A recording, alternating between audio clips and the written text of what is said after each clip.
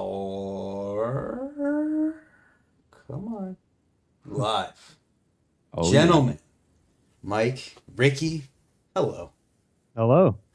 this is amazing. This is really cool. I have to shout out before we even get into this how legit this setup is. It looks amazing. Thank you. I'm stoked to be on with you, Brant. Dude. Yeah, I'm stoked you're here in the roastery with us, man. Yeah, it's sick. I'm glad to be here. Thanks. I flew out right after my news video at 10 a.m. and got there. So, first of all, where are you guys at? We are in Longmont, Colorado, right at the base of the Rocky Mountains. And you're in what, where specifically? Oh, sorry, yeah. We're in Traction Coffee Roasters headquarters. Behind us is the roaster. This is where Ricky makes all the magic happen and roasts up all the beans. And yeah, anybody that's drank our coffee, it's all come out of this machine right here. Too cool. It looks awesome. It's super interesting of a background to look at. Yeah, it looks like an old train or something, right? Yeah, like steampunk vibes. Yeah, totally.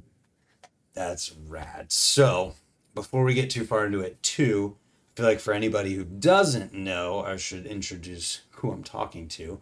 Starting with you, Mike. You are Mike, is it Murfitt? Is that how you say it? Mike Murfitt, Traction Coffee. Can you give me a little background on you? Yeah, I've been riding BMX since I was, 12 years old. So for 18 years of my life now, grew up racing BMX, and I've been having a lot of fun with it ever since. And now, obviously, ride skate parks and dirt jumps. And we're in the mecca of skate parks out here in Colorado. So many good concrete parks. And then a few years ago, I guess more than a few, 8 years ago now, I got into coffee. I ran a coffee company for my friend over at Oscar Blues Brewery. If you guys aren't familiar with who they are, they make Dale's Pale Ale.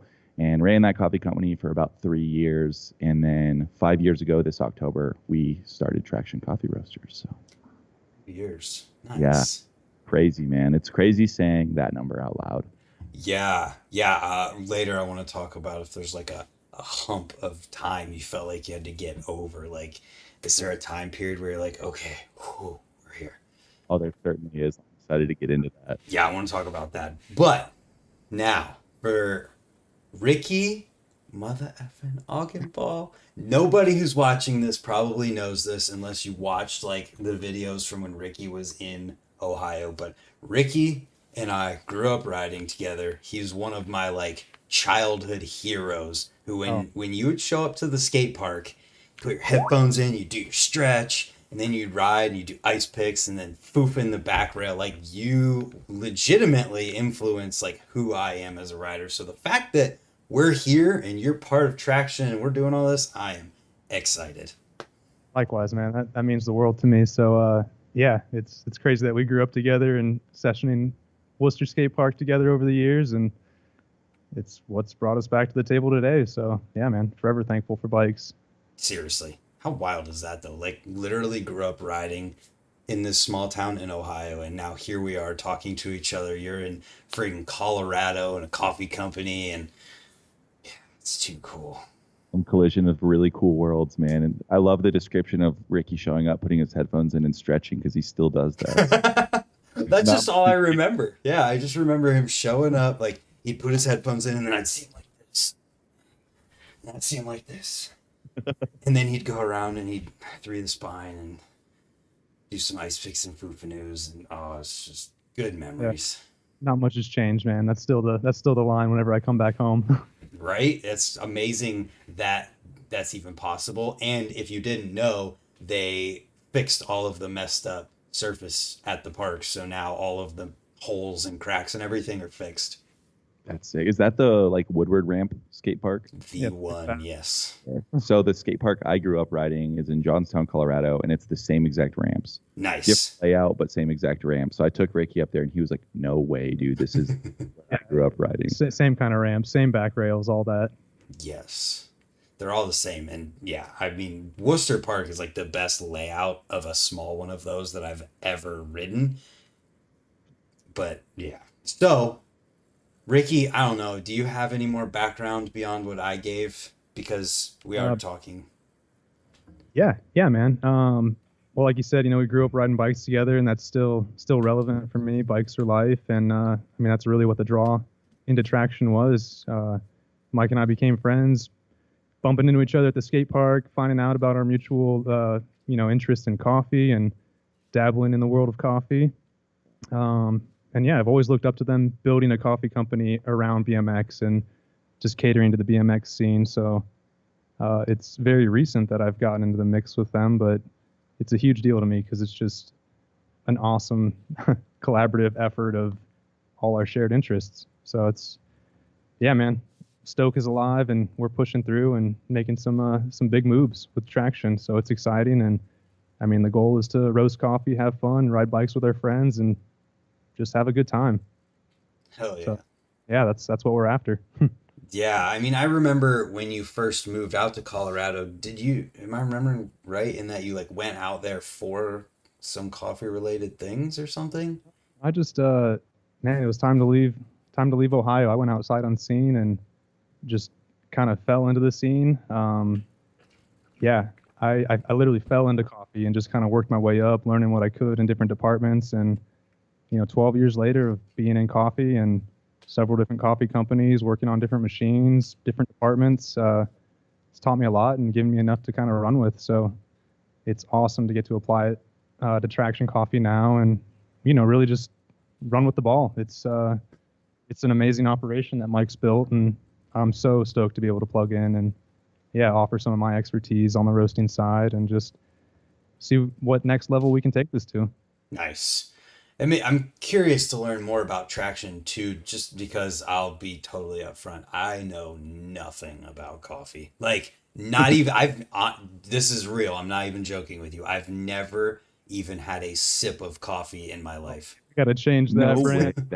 I'm serious. I've never have. It never appealed to me. My parents didn't drink coffee. So it was like, I just never had a reason and was never like, oh, I'll try it. Like, why not? It was just, yeah.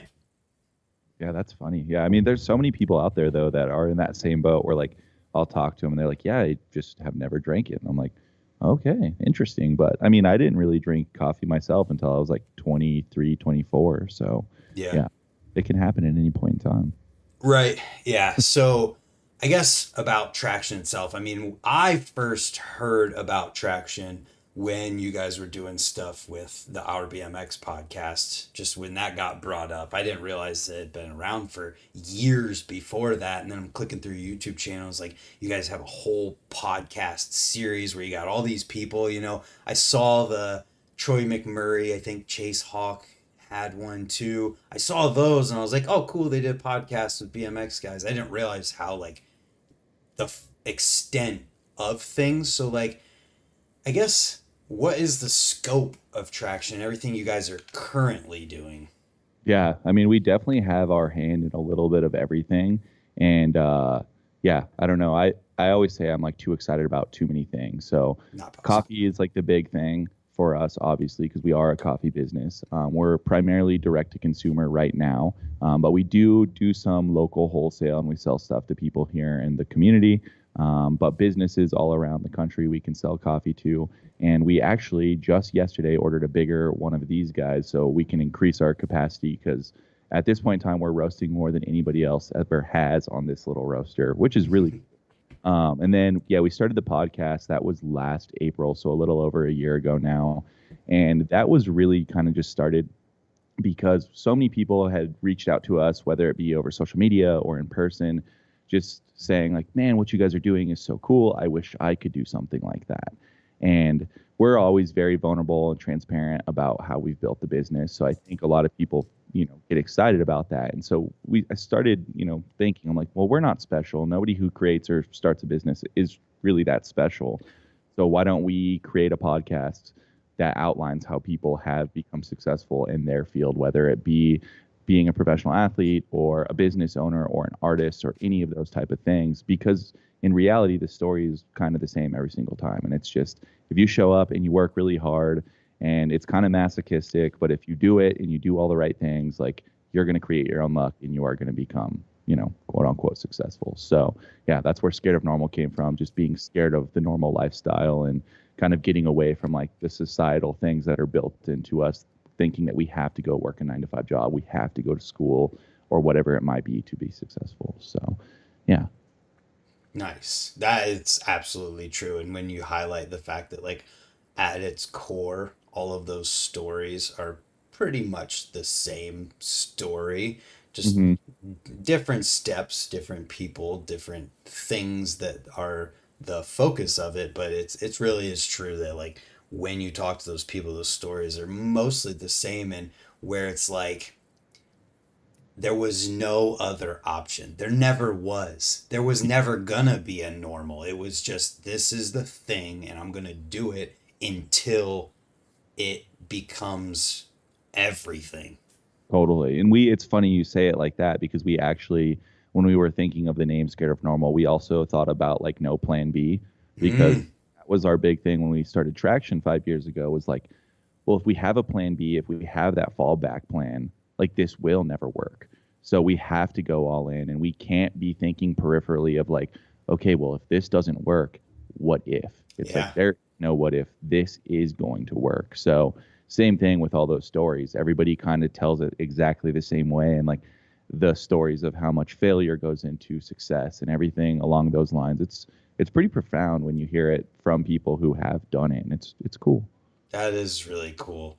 So, 5 years, Ricky, you've been out there for longer than 5 years. What do you remember of like the first starts of Traction, if you even That's saw a it? great question. Yeah, no, I love that question.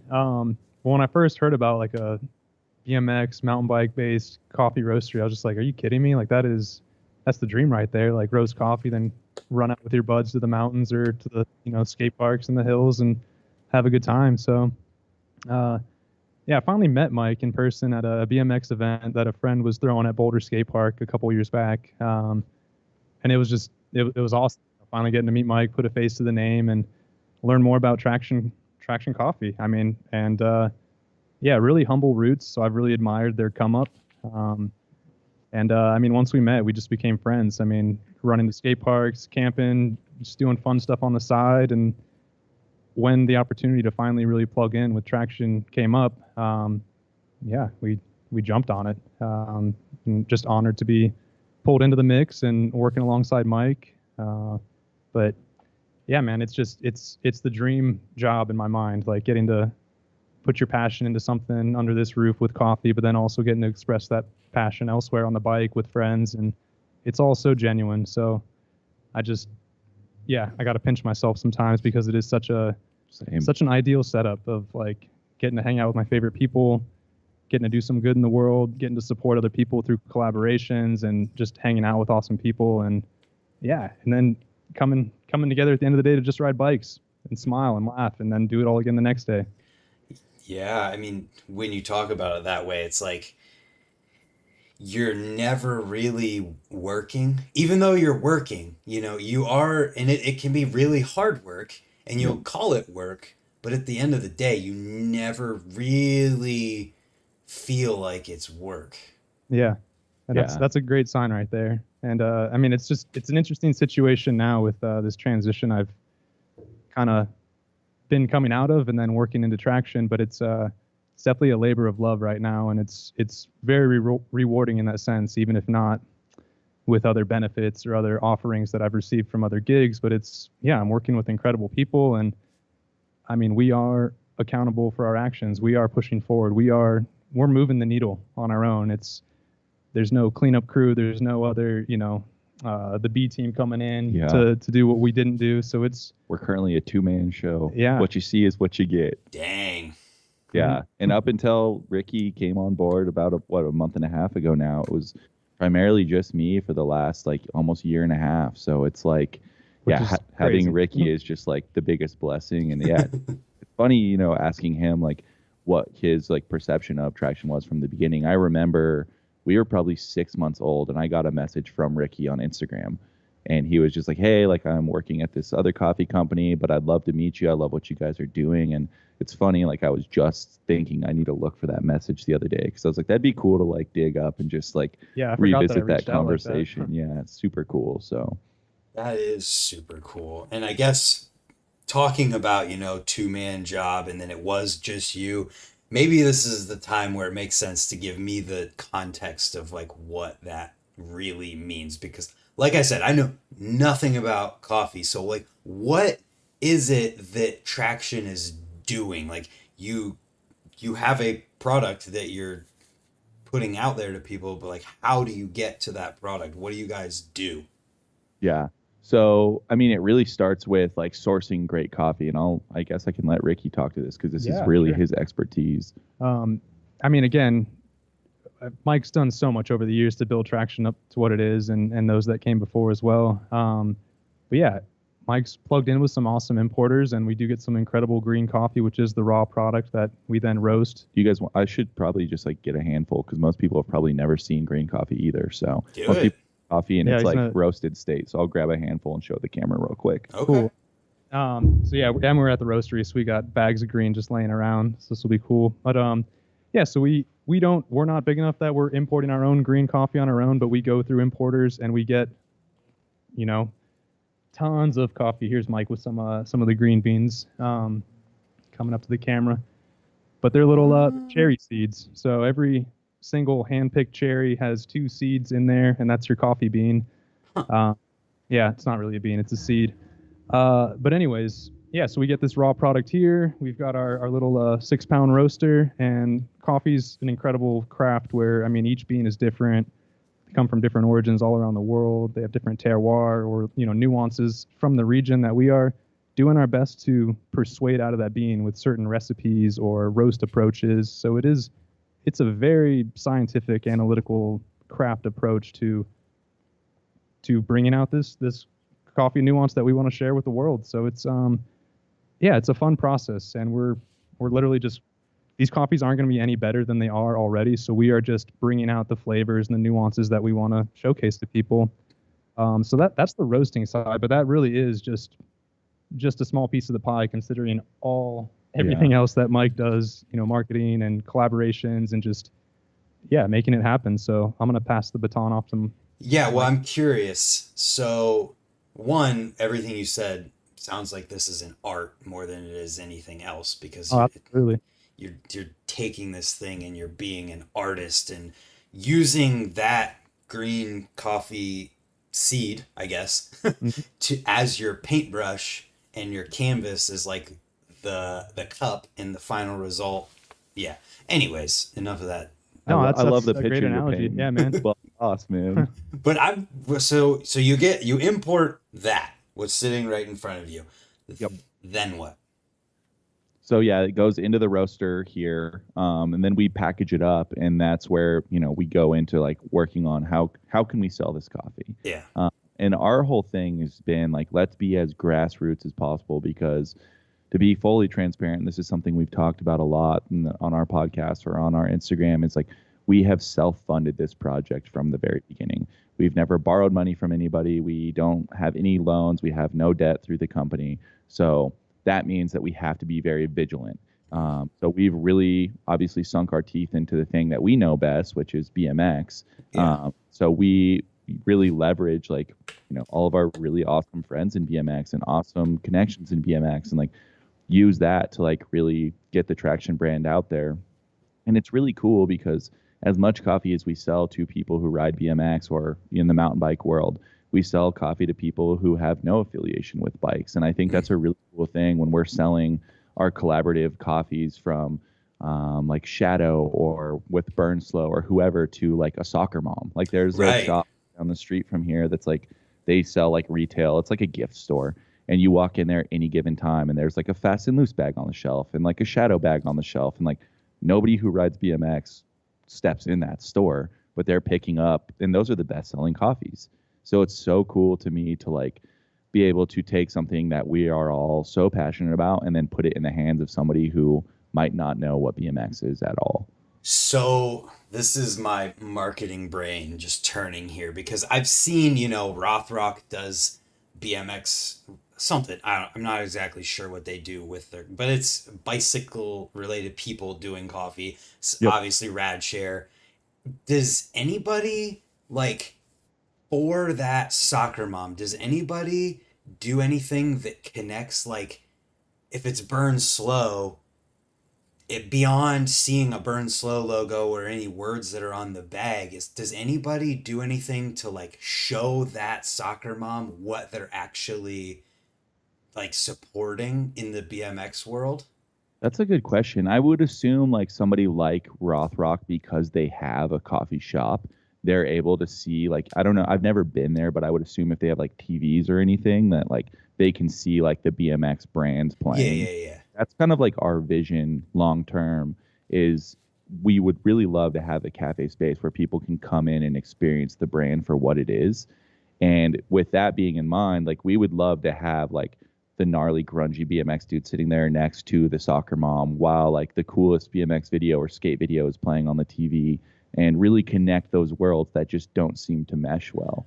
Yeah, so where my brain goes, like, yeah, these things all exist, and then like the Bloom did their blend of coffee with whoever they did it with, but like, what if there was a way on the bag where you have like scan this QR code to see what this actually means, and then you do it, and it brings up a page on a website where it's like, check out what Burn Slow is. They make these clothes, and they're kind of a like super core BMX thing that's really all about supporting BMX riders. And this is how the story of Burn Slow getting involved with traction. And then you weave all these things together that makes it this thing that like eventually makes that soccer mom go, oh, I know what I'm supporting, even more than just how good this tastes.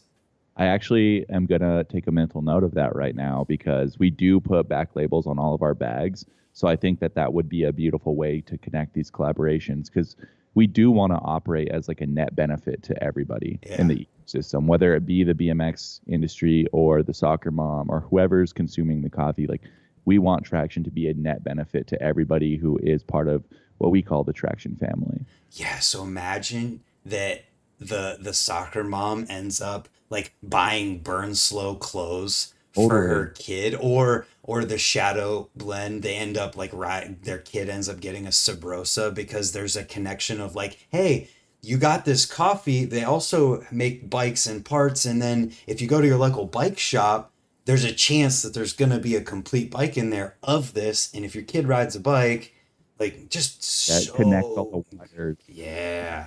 I mean, that is really a big thing that we've really aimed to focus on here with Traction.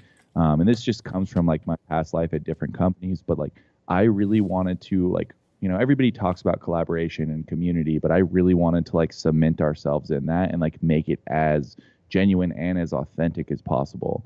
And those two words always drive me crazy, because in this world that we live, it's so buzzwordy, but that's really what we want. We really want it to be genuine, and like we're not going to do a collaboration with somebody that we're not like, that we don't see eye to eye with. You know, we want it to be, again, a net benefit to everybody. So being able to highlight everybody a step further and hopefully connect some wires that may not get connected by doing that label on the back that connects to a web page or something, I think that's brilliant. So thank you for that. Yeah, it definitely falls in line too. Everything that I've seen from Traction over the years it's that slow and steady approach, you know, very organic, very, very real and genuine to the brand. But it's been really cool to see the collaborations over the years that have, I mean, just stayed afloat or just, you know, built that initial connection with someone else. And yeah, I really feel like that's what Traction is about. Even this podcast right now, or this, you know, this session, it's just some cross-pollination with you, Brant, which is really awesome. I mean, yeah. Yes, I mean, it's literally like I saw that you were working with them, and then the message that you sent me about Traction, and I'm like immediately like, well, how can I help? I just want to get in there and like do something. I don't care what it is. I'm gonna figure it out, but I'm gonna try and help, because it's like everything. What is it? The rising tide floats all boats. It's that saying of just like, yeah, I don't know anything about coffee, but I have this thing that I can use to help my friend in this cool company he's working with, and so here we are now. Dude, yeah, that echoes Mike so well. I mean, you even say that phrase all the time here, but it's yeah, I mean, we don't know the outcome. We didn't know what a benefit if there was one of this, but it's just like, yeah, let's see how we can help each other out. That's the idea behind Traction. I feel like that's built into the company so well that even it doesn't have to be profit focused or next step focused for the brand. It's just like, oh, that sounds cool. Let's talk with them. Or is there something we can build together, or how can we build each other up? And then, you know, again, rising tide raises all ships. So it's really that mentality, which, yeah, it's ingrained in us, which is beautiful. It's not something we have to fake or, turn on for someone that meets us on that level. It's there. It's brought into every approach and every step that we're taking. So. Well, I love the fact that you, Brant, touched on like not knowing anything about coffee, because that's something we talk about here a lot too. It's like, just because we don't know something doesn't mean that we can't respect it or that we can't like clap for people, like that's what, community is about, is like lifting others up, even if what they do is not something that you're excited about. You know what I mean? I think that that's a really, that is to me the true essence of community, is like focusing on other people, and even if they're doing stuff that doesn't get you excited, them doing something that gets them excited, that they're passionate about, should get you excited. Yeah, and man, it's such a, just going back to like the whole thing of trying to connect the people outside of BMX who are buying this stuff with BMX even more. It's like that whole concept is like the most organic way that it could be done, where if you think about like, how would some random person become a fan of BMX without any intention of ever actually riding BMX? And Totally. and you think about that and you're like, how would that even happen? Because most of the time it's like, oh, yeah, they bought a bike and they saw it on TV with X Games or whatever. But I feel like stuff like this can create real fans of BMX without anyone ever actually having to ride, to where it's like this kid just is stoked to watch. He follows his favorite rider from whatever brand because he found out about it through coffee. And I think that's, I don't know, it's like pure. Yeah. Well, yeah, you can consume it differently than it being shoved down your throat, like going to the skate park or whatever. And like a cool example of exactly what you're talking about is last year we started doing, like, we've done events from the beginning of Traction, but last year we really invested a lot of the time and money into events. And the first one we did last year was with Burnslow. They came through Colorado on a trip. We did an event at Boulder Skate Park, and there was probably 250-ish people there. Jeez. I think we shared it on Traction social media pretty heavily through our newsletter, and there was a large number of people there that don't ride BMX, like people that just buy coffee from us. And that was a cool thing to see, like making people know, like, hey, you don't have to ride bikes for this to be fun. Come check out this community and like feel the energy that's going on here. And the people who came out, like, it was very special. And then we did one the next month with Fast and Loose, and same thing, like ton of people who don't ride BMX showed up to Sandstone Skate Park. And then that prompted us into doing like weekly dirt jump jams at Valmont Bike Park here in Boulder. And so that grew from, it started out as like 10 people every week, and it ended up being nearly like 75 to 100 people at the end of it. And like, wow. like there was people, like we had posted every week, there'd be people at the fence line that don't ride BMX or sitting in the bleachers, just like watching people ride. Cause we were like, come hang out. Like, we'll give free water, free beer, free coffee. Like, and it turned into like, again, a family community based event. And then not everybody there rode BMX, and that's special. How cool is that? Yeah, it's amazing. It really is, because it works backwards too. Not only bringing like outsiders into the BMX scene, but bringing, maybe non-coffee folk. Like, so many people drink coffee. Some people don't care what it is; they just want it. And if it's coming from a BMX group, they're even more stoked on it. But as we're elevating the coffee program here, and we're sourcing better coffee, we're profiling better roasts. We're turning some of these, grungy BMX dudes into coffee snobs, which is awesome. It is really cool. And it's nice to see that kind of back and forth, coffee people hearing about Traction and trying some coffee, and then learning about the BMX relevance of it all. And then, the backwards scope on it too. People just supporting Traction because it's a bunch of, homies in the area roasting coffee, and then realizing like, oh man, like I'm starting to learn some stuff about coffee. And I can go down several rabbit holes of, why coffee has, its roots in me as deep as it does, but it's really nice to just be cross-pollinating again and bringing that approach to coffee to people that otherwise would have no idea about it, or, the ethical approach to sourcing coffee, or the very craft approach to roasting it.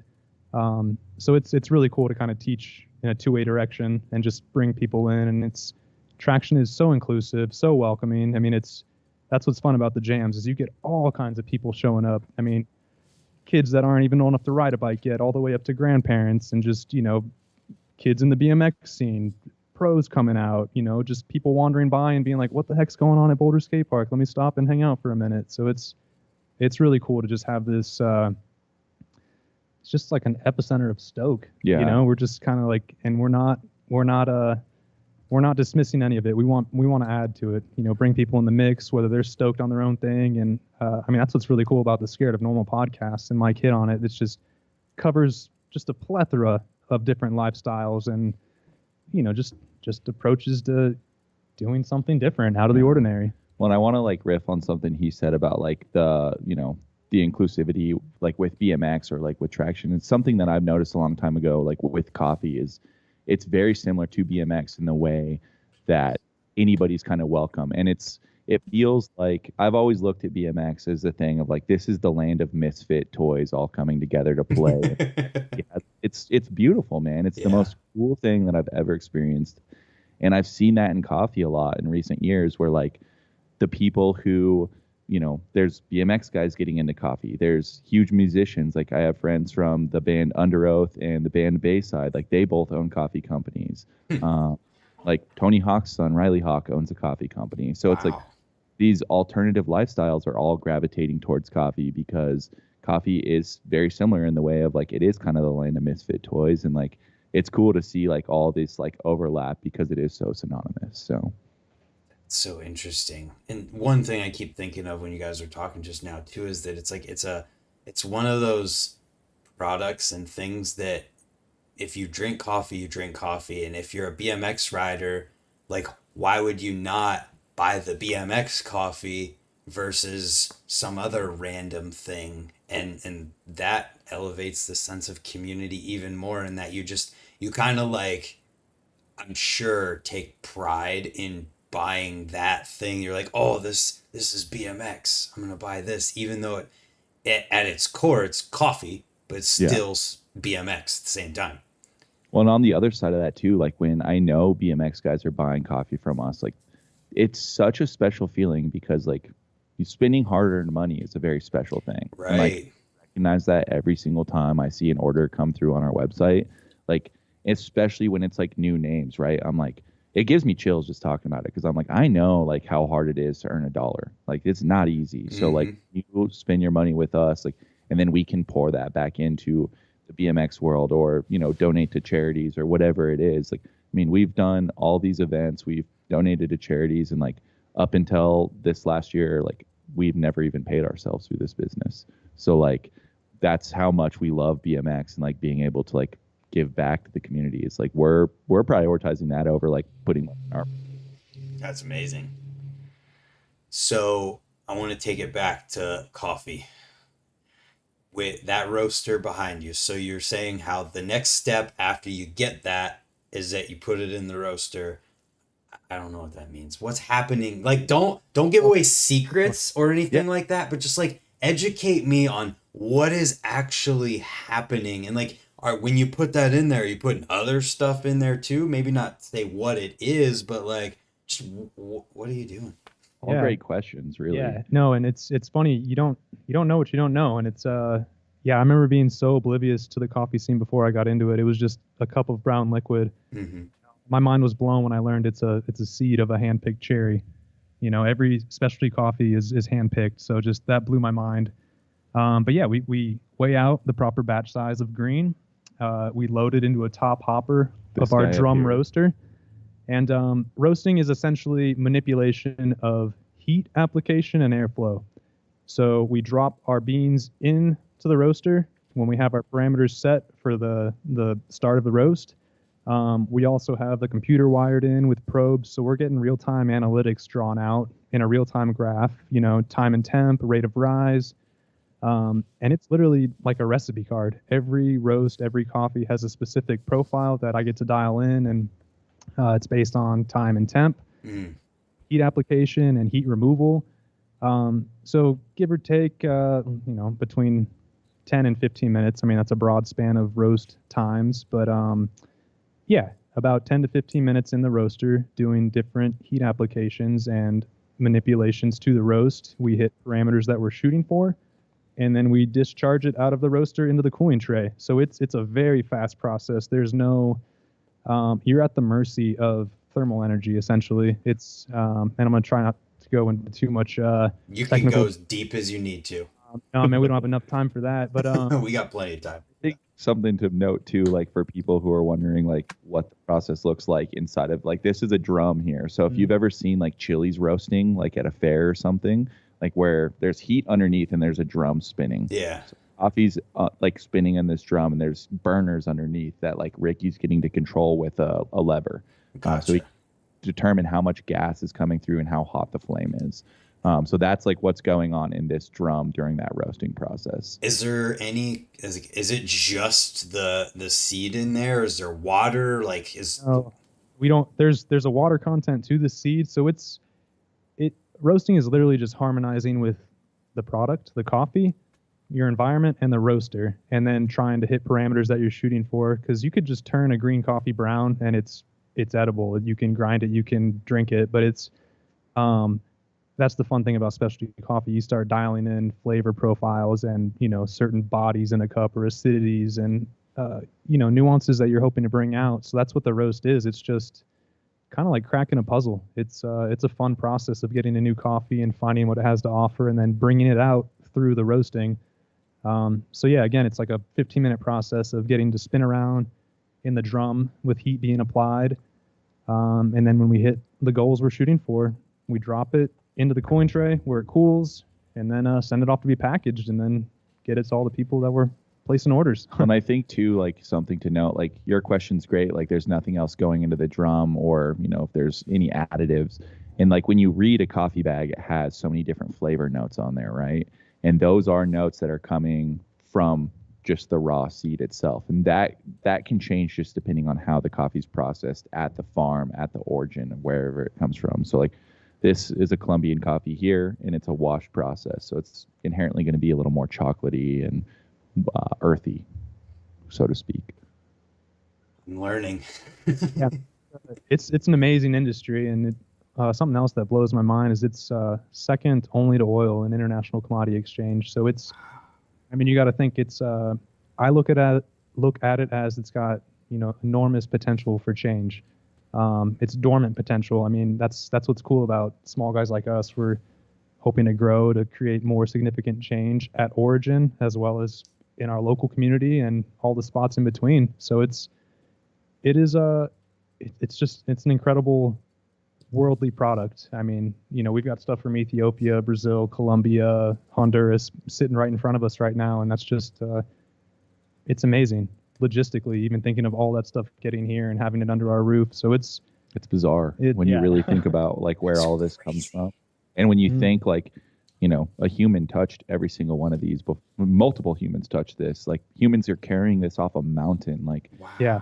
Like when people say like coffee's bad or something, like, oh, that's a bad coffee. I'm like, oh, I just want to like wring people by the neck. Cause it really is like, do you understand like what went into you being able to say like, oh, that coffee sucks? Yeah. Like it's pretty heavy, dude. So much goes in even before it gets to the roastery here. So it's that's another responsibility I feel as a roaster to really do our best job to bring out all the beauty in this coffee, because so much work went into it leading up to us, and it's just we're kind of the last piece of that supply loop.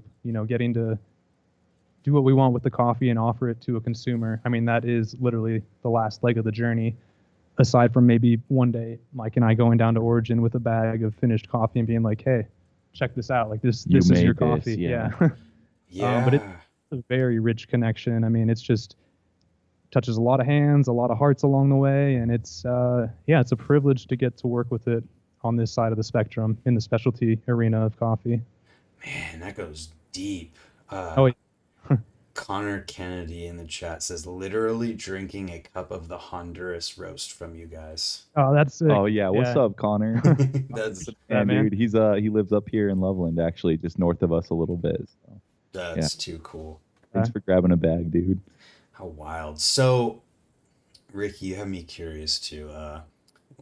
What is a coffee snob? Oh man, it's I don't mean it to have a negative connotation. I consider myself a coffee snob.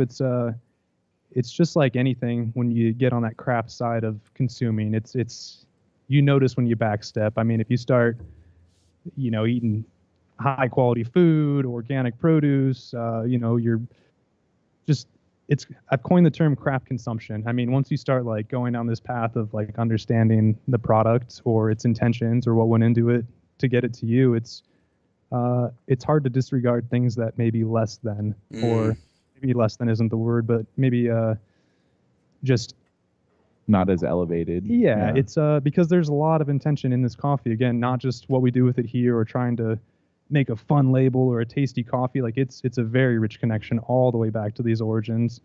So coffee snob, I guess I would classify that as someone who cares where the coffee came from, the quality of it, how it's being prepared.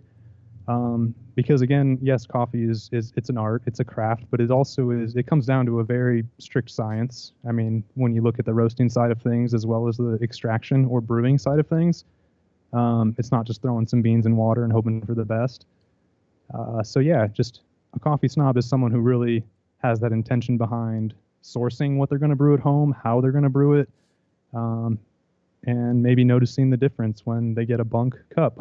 Well put. Yeah, I think that's spot on. Interesting. It makes me think about just with every single thing in the whole world, there is that range of like you can buy the worst and cheapest of the cheap, but you can also buy the best of the best. And like no matter what it is, even if it's like a pen, you can buy a pen that costs 10 cents probably, or you can buy pens that are multi-thousands of dollars. And it's like 100%. How high does coffee get? Like what is the most expensive bag of coffee?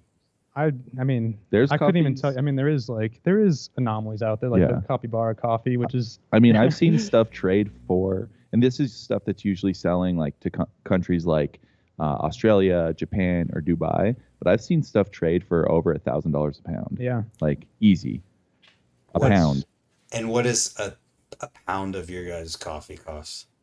So like, if you're looking at like buying a pound, or like we sell most of our stuff in like 12-ounce bags. Yeah. So a 12-ounce bag is like right $17, $18. Over the last couple of years with like COVID and like getting like just transportation costs, everything's gone up significantly. Yeah. Again, riffing off what Ricky said about oil, coffee rose higher during that period of time than oil did, or rose faster in terms of price. So yeah, prices have gone up, but yeah, I mean, we have stuff that is, in that anywhere from $16 to $18 range, but then we just got a new coffee that'll probably sell for an 8-ounce bag. That'll probably be $35, maybe $40. And that's just because it's a little more rare. It's a little more delicate. The processing was a little bit more crazy. Like this particular coffee, they used blackberry juice to process this coffee. Wow. So this could be a coffee that maybe you like, since you're not like a coffee guy. Like this is going to be very fruit juice like. So looking at coffees like this is kind of like a gateway into, cool coffee. Interesting. So it goes, that's wild to think that like the same quantity of what we were just talking about with what you guys sell for the amount you do, others like special things sells for hundreds and hundreds. That's so. And there's so many reasons for why that might be, but one of the big ones is like the plant's probably very low yielding. It's a very like insane tasting coffee. Just rarity is kind of like the big piece of it, right? Mm-hmm. Oh yeah. And again, it's not an easy feat to harvest or process these coffees. It's not a beautiful monocropped flat field. It's high elevation. There's a lot of biodiversity, so you're not just walking from shrub to shrub. You're among other shade growth trees, and it's not an easy thing, and it is very it's not lucrative, which is the other sad part. I mean, there's a lot of stops along the supply loop where it's just people are not receiving proper compensation. So it's again, speaking to, you get what you pay for. If you're buying dark roast crappy coffee for $5 a pound, I guarantee you those aren't gonna have good measures along the way to make sure farmers receiving proper wages, or that the workers are. and it's just going to be a lower quality coffee roasted to a darker degree because there's nothing to bring out of it. So it's an incredible spectrum. And yeah, we're not on the $1,000 a pound side of it. We're also not we're not trading at, you know, sub-dollar prices for a pound of green coffee. It's, you get what you pay for and you support with your dollar. So it's, again, all that's built into traction, and people should be spending $15 to $20 a pound on coffee. I mean, I'm sorry to say it, but that's just, Yeah, not just because we sell coffee, but like in reality, exactly what Ricky said. It's like when you want, like, you vote with your dollar at the end of the day. And like, if we can say like, hey, we want to make sure everybody was treated equitably along the whole process, like it really means like, yeah, we're spending a few more dollars, but at least we know the guy at the very beginning of this process, like, can put food on the like dinner table for his family. And that to me is like, that's why we exist. That's a very special thing to do. And like, again, it's cool that we get to play in the BMX arena, but like at the end of the day, we exist to more or less serve the people who are growing this coffee. And as we grow, we want to like ingrain ourselves more into that. Yeah, I mean, it's no different than BMX frames and why people talk about why buying American is good. I mean, Moeller explained to me that like buying American and S&M specifically means something because they are in control of every single step. They know what material they're buying, just like how you guys know what green you're buying. And Yep. then they're in charge of every step of the process, where some frames might have a tube that instead of being cut with a hole saw, it's stamped, and then it makes for a different like product in the end. But when you buy and you get what you pay for, you know what you're getting, and it sounds like it's the same thing. Yep, exactly. And I mean, the end product is significantly better because of that, like being able to control the whole process along the way. Or, you know, there is a lot of transparency because exactly what you're saying. It's like, you know, there is a lot of like ambiguity, especially like, you know, when you talk about a frame being built overseas, it's like, do you know that that is true 4130 steel? Like, what if there was an imperfection in the steel? Like, you're putting life on that thing. And again, it's like, I learned that with bike frames years ago because I have a friend who owns a hand-built bike company here in these as well. And like, just seeing the process of like assembling the bike, and then you like look at a frame that's made overseas and you're like, oh, now I see the difference. Or you stand on it and it flexes in certain ways and like the US stuff doesn't. And you're just like, okay, well, now I know what I want to be on. It's BMX snob, right? I well, part of that is like you're saying, you put your life on that, you know. Coffee might be a little different in that it's like the experience and how it might make you feel, but like a BMX bike is like, if that thing doesn't hold up when you're jumping something huge, and Yep. it's because you didn't buy what you should have, you getting what you paid for, it's like that's really scary. It is scary. I mean, anyone that's you know, refusing to offer transparency, I think there's a lot to be said there. So when there are companies like S&M or, you know, Traction that we want to offer that transparency, like that's what gets us excited. I think consumers should have that right to transparency, and anytime there is not transparency in the process, I think we should be asking, like, are they cutting corners? Are they, you know, are they doing you know, are they doing us a disservice by trying to push this product at us? It's so yeah, always seek transparency is kind of it's a guiding principle for me, whether it's in food I'm trying to source or, you know, jobs or friends or, you know, BMX products. Like, tell me about them. Are they made overseas? Do we not know anything about them? Are these crappy welds? Is this crappy tubing? Like, Yeah, that's so seek transparency. I mean, that transcends over everything, in my opinion. absolutely. I like that. It's been a message just from the start of like my YouTube channel, is that I've said this a million times, so I'm sorry for whoever's heard it before, but it's like one of my core things, I guess you'd call it a value, when I was starting all of this, was just that I wanted to not have to rely on the BMX industry so that I could be transparent about things that just aren't talked about that should get talked about, and changes that really need to happen that don't, because people are scared to talk about them. Yep. And you're spot on. Connor has a question. Let it rip. He says, do you guys decaffeinate your beans at the roastery or do you bring in decaffeinated beans? We bring in decaffeinated beans. I think the only so it's a wild process. We've got a water decaffeinated coffee, so it's essentially super saturated with water. Caffeine is pulled through the cell membrane, and then the nuances are kind of like pushed back into the coffee. But I don't believe there are any decaffeination plants in the States. So there's Canada and Mexico. We don't handle that. Again, that's with our broker, our importer, that we have a decaffeinated coffee that's offered to us, but it is chemical free, which we are, stoked on. And it's great. It's a really good Colombian decaf coffee that I'm actually proud of sending out.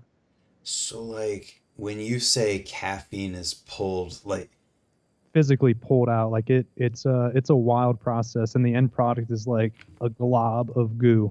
And it's caffeine. And that's what they sell to or that's what Red Bull or Monster buys to caffeinate their beverages. Whoa. Yeah, so these energy drink companies will buy, I'm guessing, just drums of like gelatinous caffeine. But it's pulled out of the coffee. The coffee still has, some life to give and nuances to share. So it's still a process. I mean, it beats up the coffee, but no, we don't do any of that in-house. I don't know of any roasteries that have that ability, but we are fortunate to get a very clean, chemical-free decaf brought in for us. That's crazy to me that it's possible to isolate and only take out this one thing and, like you were saying, put the rest of it back. Yeah, it still blows my mind. And there's other ways to like pull out caffeine with solvents, but like I said, the water process at least is less invasive, a little bit more environmentally friendly as well. Well, I think that's a good thing to point out too. It's like, we touched on like, buying, more equitable or coffee that's generally more expensive. Same thing goes for decaf. Like if you're buying cheaper decaf, 9 times out of 10, it's been treated with what are being proven as cancer-causing chemicals.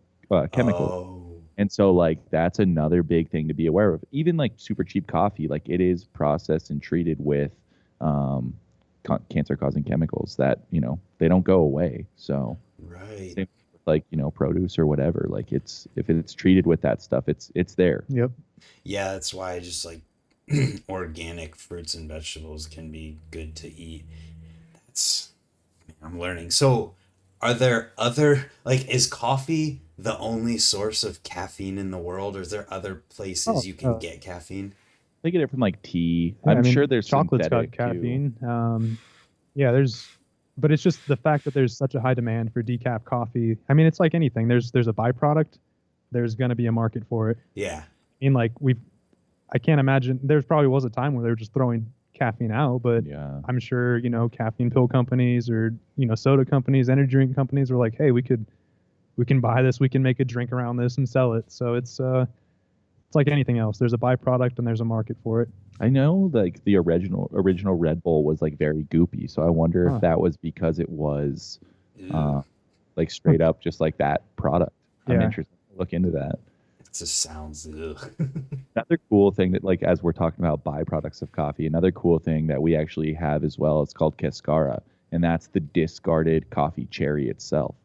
So you can steep that and it tastes like tea. Huh. Yeah, picture like a tart, like a cherry skin that's dried and cracked and still looks like a cherry skin, but it's just dried form. And that's another byproduct of the coffee process. You guys have blown my mind. Yeah, love it. So, all right, we've gone through the whole process. We got to the point where we've got coffee in bags. Mm-hmm. How much of a difference does it make to the taste of what you're actually consuming when you look at like the method that you go from this thing that's in a bag to the cup? Like how you're brewing it? Yeah. So like, yeah, I mean, brewing method does dictate a lot of like what you're going to get at the end of the day, because there's so many different types. So like, say you brewed coffee in a French press versus a pour over. One of them is like full immersion. So the coffee's sitting in water for on average like 4 minutes, and then you're pressing it and pouring it. Whereas a pour over, you're pouring water over the top and it's almost immediately leaving those grounds. So you're going to get, one's going to be a little bit more muddy, kind of like bigger body on the coffee. You're going to feel it a lot more. And then the other one's going to be a lot more clean, and you're going to get clarity, more fruity notes. So yeah, the process of brewing really does dictate like the end result. And that's the other tough thing. Like for us as roasters, like if say we did buy that coffee, that's $1,000 a pound. We roast it, we sell it, which is now going to be like $2,500 a pound. Then the end consumer, like they could still mess up brewing it, and it's not going to taste great.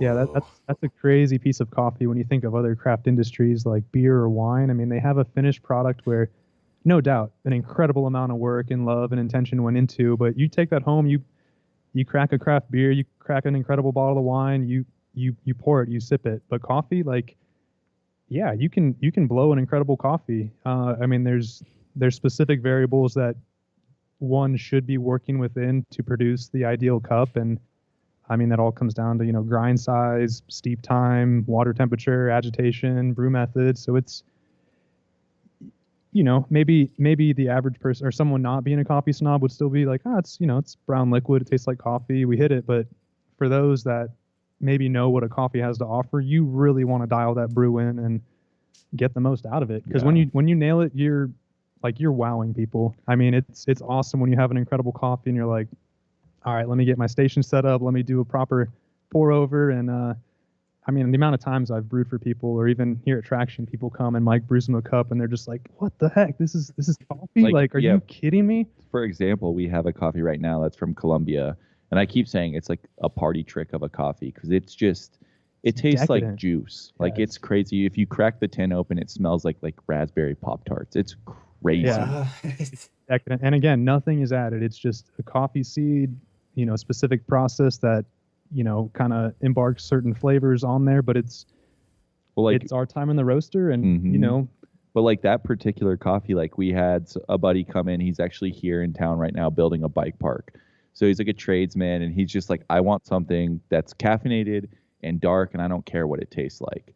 And so he comes in, and I'm like asking him what kind of coffee he likes, and he tells me that, and I'm like, okay. So I brew him a cup of that Columbia, and he takes a sip of it, and he's like, what in the hell is this? It's insane. And like ever since that moment, he's been coming in buying coffee now, which is different than his typical like Starbucks dark roast. And he's buying like these really cool, interesting, delicate coffees. And it's like, that to me is the most special thing that we can do, is get people excited about coffees that they're generally not excited about, or like get people to become like that quote unquote coffee snob. Yeah, that's such a good feeling. And, Mike structured that into the company with one of our core coffees. It's called Gateway. And the intention with that is it's a very, very approachable, kind of reminiscent of your familiar coffee taste. It's a darker roast. It's not too acidic. It's not too fruity, but it's a great, middle of the road coffee. So the idea is to reel people in with that maybe you're like, oh, I don't like coffee with fruit, or I don't like acidity or just wild flavors. But yeah, you kind of start tiptoeing across the spectrum with the Gateway, and then you're like, oh, let me try this Colombia, or let me try that honey processed Honduras, and then before you know it, you're a coffee snob, and there's no looking back, and you're asking about the bangers that we're releasing. So that is a great feeling though, to like. And it's been cool to see that too. Like, people who started buying coffee with us from the beginning because they drank coffee, but they like, they were the Starbucks drinkers, and they decided to support us because they were a friend or whatever. They reach out and like, yeah, this is the coffee that's going to be closest to that Starbucks. They drink it. We call it a dark roast, but technically it's not. And people are like, wow, that's the best dark roast I've ever had. So they buy that for a little bit, and then they start like the website like really starts dictating like, okay, you buy Gateway, this Guatemala is the next step in your progression. So then you start getting interested in the Guatemala, you try that.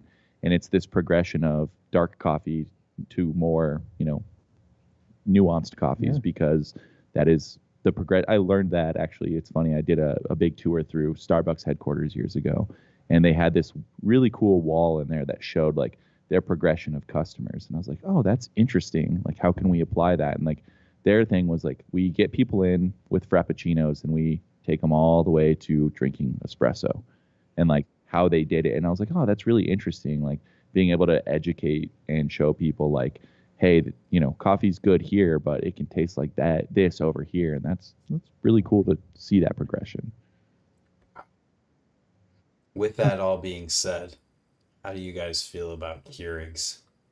Oh, Yeah, Is that a fighting word? that's a rough go for me. Yeah. Yeah. I mean, it just, I think a lot of intention was lost along the way with that. I mean, I understand the convenience is amazing, but I just, from a waste standpoint, from a coffee quality standpoint, from even a machine standpoint, it's not a quality take on coffee. I mean, if I went to someone's house and they offered me a Keurig, I'd probably run back out to my van and fire up the stove and do my whole setup and just come back in with a cup to share with them and prove to them it's worth it going the extra mile.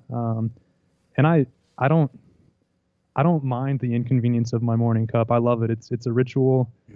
I've got my tools that I like to use, and I wouldn't trade it for an automated Keurig ever. Mark my words. Yeah, I feel the same way. I mean, I always say, like, when I describe it to people, like, the ritual thing comes to mind, and it's like a Zen garden. That's my 5 minutes of my day where I don't have to worry about anything else but brewing my coffee, and like, it's quiet. I can put a record on. I can just like take some deep breaths, brew my coffee, and then it's go time. So yeah, I love that idea, and like, yeah, the convenience doesn't do anything for me, if I'm being honest. So. But not to knock those Keurig drinkers. I hope to reel them back into our side. It's well, yeah, and if you use a Keurig too, and you have any questions about like how you take a step into like, manual brewing coffee, like you can get a setup for about $100 where you're going to be able to brew some incredible coffee at home. And yeah, your outlook on your day, I honestly think will change. Like when you start your day with good coffee, like, or that method of just like being quiet for a minute, making your coffee, like that changes my whole day. I know that. So how often do you think about, or have you ever thought about the parallels to what you just said and riding? Because it sounds like it's like the same thing, just a much shorter period of time. It really, I mean, that goes back to what I said earlier about like these things being so synonymous. I think that's why so many people who BMX or skate or, live these alternative lifestyles do gravitate towards coffee, because it is like, even though it's like a micro bit of what we experience on the bike, it's still very similar. It's this feeling of like, it's like a euphoric feeling, like when you are like making that coffee, when you are enjoying it, like it's very reminiscent of, when you're riding a bull or carving around, like that feeling you get. It's special, man. It's consumable art. I mean, like it's a beautiful thing when you nail the cup, or when you're pouring and you can smell the bloom on it and you're just like, this is going to be an incredible cup. Or, when we knock a roast out and finally get to take some home to brew up, and it's like, all right, this is exciting. It feels like every time we like get a new coffee, talking about like dropping a roast, because you usually have to wait a couple days for it to like, it's off gassing CO2, but it always feels like Christmas morning when you do get a crack into that bag, because it is that same feeling of riding. It's like, you feel like you get those new bike parts in the mail and you want to put them on and go ride immediately. Yeah, it's like hitting a new bowl or something, new skate park. Like it's there's a lot of good overlap right there. Expression, enjoyment. So pure meditation while it's happening. And then you take a drink, or you land the trick that's part of the meditation process, and then it's like bliss. Yeah, dude. Yeah, taking that sip is like getting to watch that clip that you just landed. Like you just scored a good clip. It's like, when you nail a roast and then get to drink it for the first time, it's kind of like, getting to finally enjoy the work that went into it. You get to unwind a little bit. Yeah. It's crazy. I mean, that's kind of a long arc, but you know what I mean? I do see there's similarities in that for sure. It is synonymous, man. I do believe that's why, so many people do gravitate towards it. So. Oh, yeah, and I guarantee there's people who are listening right now who are like, what the hell are they talking about? And I'm over here like, I've never had a sip of coffee in my life, but I get it. And I'm with you in the same moment of like, I understand where you're coming from. Well, it goes back to another thing we said earlier. It's like, even if you don't do that thing, like, but you can draw a parallel, which you can in most things in life, and like, then you can be excited about it too, and like I always relate pretty much everything in my life back to riding a bike. So yeah, coffee is easily relatable back in my. Yeah, I second that.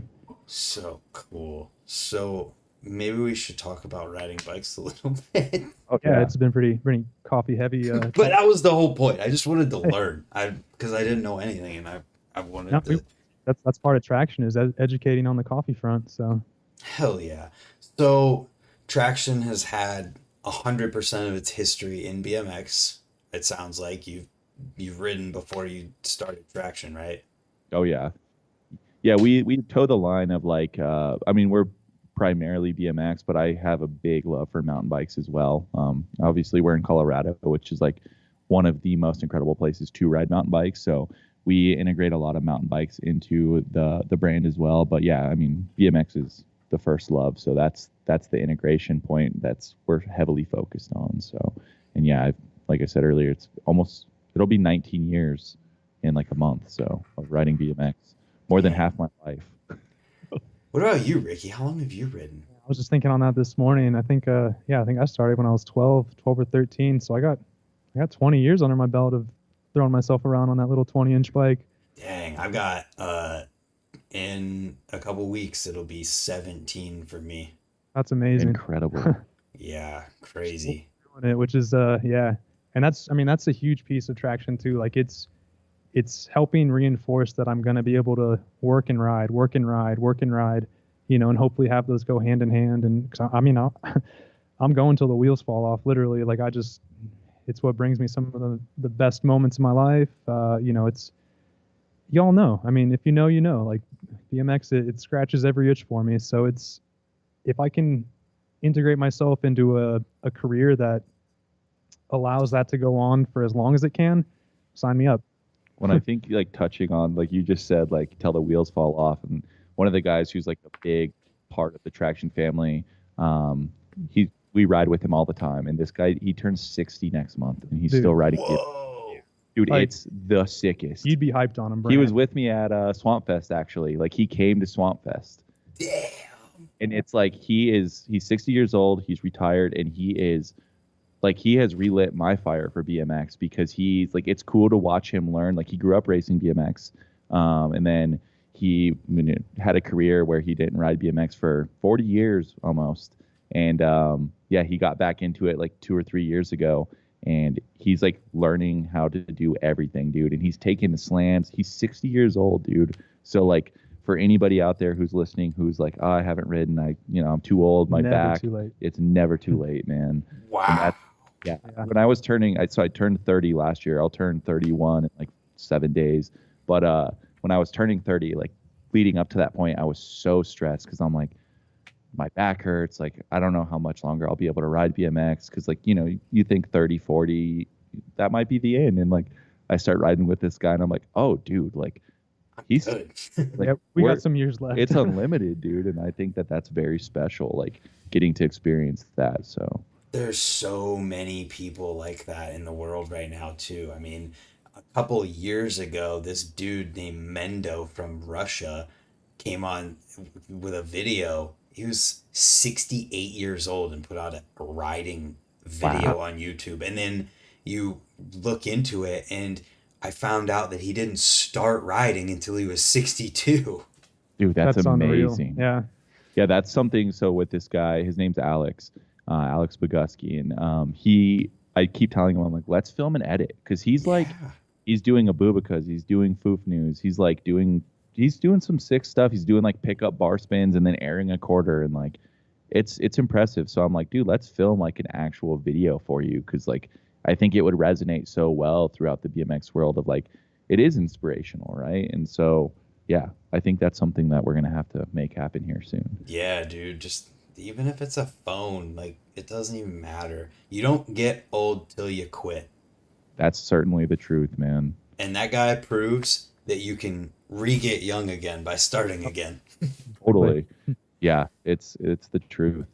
Wow, that blows my mind. So like what's the extent of what you enjoy a lot while you're riding? What types of stuff? Primarily for me, it's transitioned into just like a lot of bowl riding. Like I grew up riding like right down the road from here is Sandstone Skate Park, and if you've watched many videos of like Matt Cordova from way back in the day, like that's the park that we grew up riding.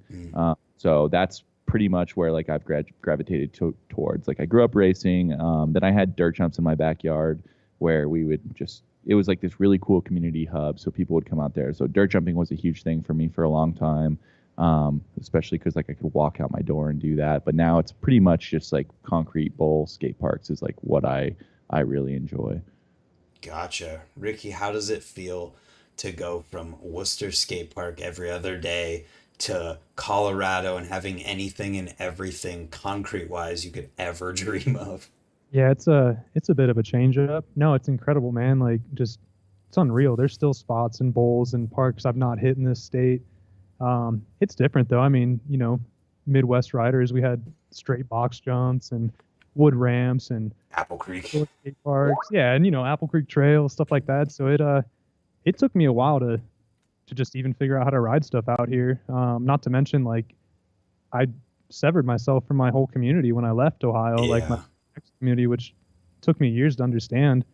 But again, that's why I'm so grateful, for the new community I have out here and just a good circle of homies. But no, it's incredible, man. I mean, I live in Boulder right now, so Boulder skate parks just a few minutes away. Which is where we actually met. Like was that your first trip to Colorado? Oh my gosh, man. Okay, I got to arc on this story because it was this is just it's amazing how things come full circle. Yeah. So I moved out here 12 years ago. My sights were set on Boulder initially. That didn't work out, but I was still in the vicinity. First time I rode Boulder Skate Park 12 years ago. Showed up by myself. Park was empty.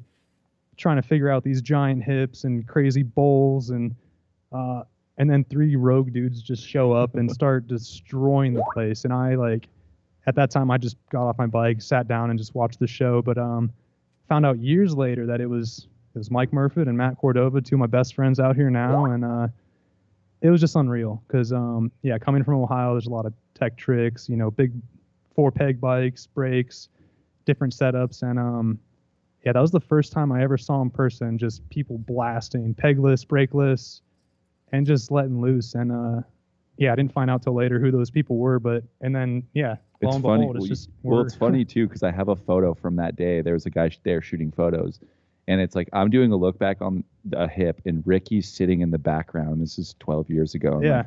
And when we were talking about that the other day, I was like, I'm pretty sure you're sitting in the background. Sure enough, it's Ricky. And Dude. What a wild turn of events to be sitting here now. Yeah, it was 8 or 9 years later before, maybe longer. I don't know, before we actually met. But it was just, that's when I knew holy cow, Colorado's got a solid BMX scene. I'm watching some of the craziest riding I've ever seen, and they're just going at it casually. So that was a treat, man. If you've never seen, Matt or Mike ride Boulder Skate Park, you're missing out. That's so cool. Just the full circle way things go. I don't know if it's like this where you guys are at, but Sponge was telling me how in Montana he'd go to these gnarly concrete bowls where people are flying huge airs, going super fast, and then he would do a hoofanu or a toothpick, and they would lose their minds. That's how it is for me out here. It's so sick. People aren't used to the lip tricks or anything, so I got people doing 8-foot whips out of quarters and just crazy shit. And then I come up and do a foop on a sub, and people are just losing it. It's I mean, that's all I got, gang. Sorry.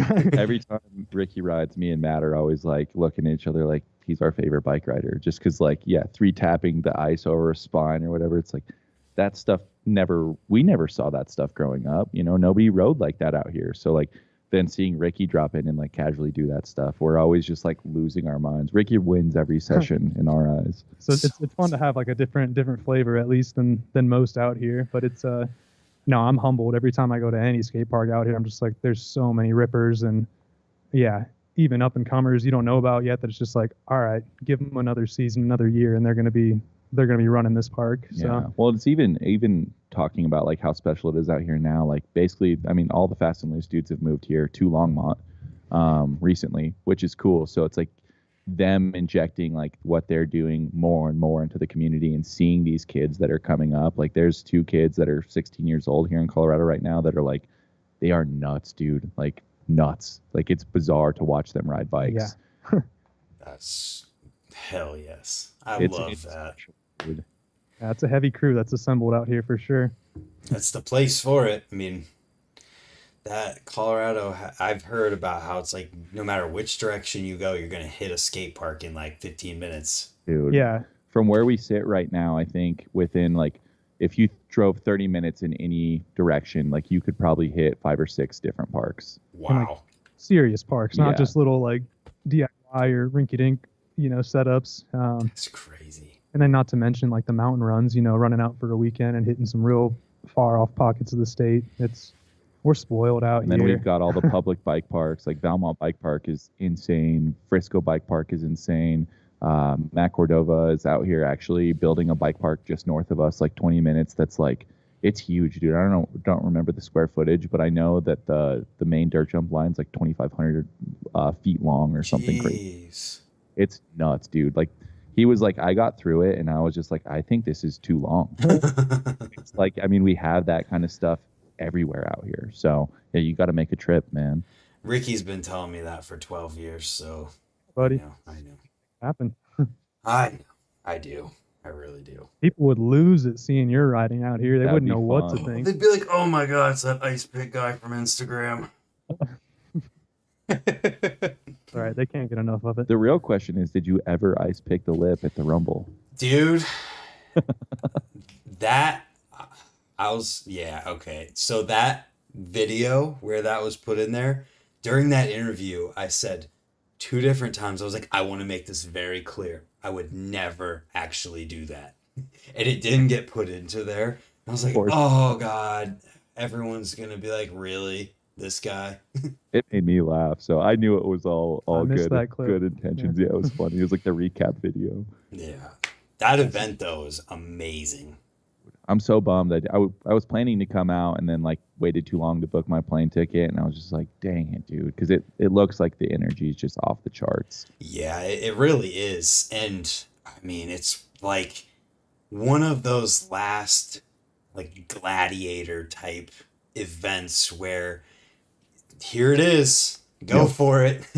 Yeah, I mean, it is so reminiscent of that event that Crandall and FBM used to throw, Brawling at the Belmar. Yeah. Like, that's what it reminds me of all the time. It's just a more cleaned up version of that, and it's cool to see like how Crandall is integrating the community in it and charity into it, and like all the amazing things he's doing through really cool events. It's very special, and like seeing him get kids on bikes, like that's something I'm also very passionate about. So like anytime that can happen, like I'm all about seeing that, dude. That's the most special thing that can happen in BMX is getting more people involved, and we all know how it's changed our lives, right? Yeah, man. And one thing that I noticed at that event that I thought was just so cool was how many young kids there were at that kids jam. There's just so many. And it was like, I'm thinking about this. I'm like, I mean, if you're a 10-year-old kid, how likely is your parent to take you like really far for an event like this? So it has to mean that there's a lot of those kids that like that's their spot. Totally. And to think about how many people were probably just local to that are the BMX riders created through the stuff like what Crandall's doing and just the existence of that Gillies Creek pump track, just like being in the middle of the city. It was really cool. You could just get this vibe of like, wow, the scene here is huge and it's just getting bigger with young kids and adults and everyone. It's thriving. And I think, that's something special that's going on kind of all over the country now with like this popping up of these Velo Solutions pump tracks. Yep. Like they are popping up everywhere, dude. Every time I travel anywhere, people are like, oh, have you checked out the pump track? They are everywhere. And I'm pretty sure we're supposed to get like a dozen more here by the end of the year. And I know they are cranking nonstop. So like just that alone, that is, again, when you talk about a gateway into something, those are the gateway into BMX because anybody can go there. Anybody can have fun. And like the attitudes are generally really great there, and I think that is the most special piece of it all. Yeah. What were you going to say, Ricky? Oh, I mean, that's what gets me stoked more than anything, man. Seeing the next generation and just, a very alive community. It's, yeah. I can remember what it was like being in that, when Worcester first got to the skate park, you know, poking around, just oblivious to the scene, but just knowing like this is something cool. I want to learn more. I want to do this. I want to figure out how to make friends through this, find my people. And Yeah, man, it's stuck. So here we are today. Like that's proof of it right now. Taking it back to like when I first went to Worcester, I am so conscious and grateful of the fact that all of you guys who are older than me were cool and nice, because thinking back to it, like Dan and Kevin were the biggest dicks to each other ever because they're like best friends. You know how that is. And Yeah. so like I can remember just like I would learn a new trick and I would go on AIM and message Dan like, "Hey, I learned this thing," and he would never be mean or like dismissive at all. He'd just be like, "Good, now go learn this." Yeah, that's And very Dan of him. but it was like I'm thinking about it and I'm like, if one of those guys, whether it was Dan or Joey or Kevin or I mean anybody, was a dick to me when I was a kid, just being stoked, I don't know where things would have gone, because when you think about that, it's like when someone you look up to and is a direct like jerk to you at this place where you're at, to like feeling like you belong there, it could very easily just be like, well, I guess I'm not gonna go there anymore. And everyone was awesome. I mean, you, Sponge, Kevin, Dan, Joey. Think about the scene. Like, Mark, I mean, it was like, dude, the 691 scene was alive, and it's yeah, it's incredible. I definitely second that, man. I'm grateful for those guys, and I still one of my first BMX relics is it's like a what would it have been, 2001 or 2002 back to school dance comp magazine that yeah, Joey Greenwald threw me in the parking lot. He threw it to me in the parking lot of the first Worcester skate park. You were Yeah. just telling me that story the I other day. still have this That's because amazing. this was the first. I don't know if I had any Ride BMX magazines before then or anything, or I definitely didn't have a dance comp catalog. mm-hmm. But I remember taking that home and just looking through every page, every frame, every part setup, every shirt, every brand, and I still have that magazine. So shout out to Joey. I mean, it was funny. We definitely got it was it's kind of an initiation round because they loved us, but it was tough love. Like I'm sure you received some of that, Brant. You know what I mean? Like they had our backs, but they definitely were like.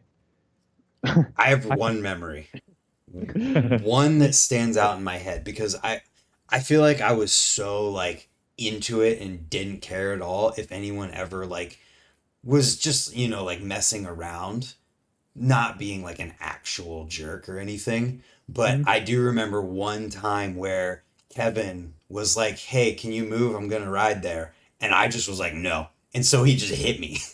But it was like, yeah, I should have got hit there because he asked me to move and then I Yeah. didn't. And he's like, "Well, I'm trying to do something there." And that's my only memory of those types of things. I mean, I can That's remember, getting hit by Kevin Smith. That's well, like, local legend right there. seriously, nobody outside in like the mainstream BMX world knows about that dude, but I he know. was incredible. And that's what I was gonna bring up too, is like Kevin used to take me to like Dan's ramp and stuff. And when he could drive and I couldn't drive, and it was, and Dan built wheels for me and didn't really ask for anything in return. It was like I'm just this kid who's riding, and man, there was just something like the older I get in BMX and the more you see different scenes and areas that are built, like Colorado, incredible BMX scene, but you also have like incredible stuff to ride.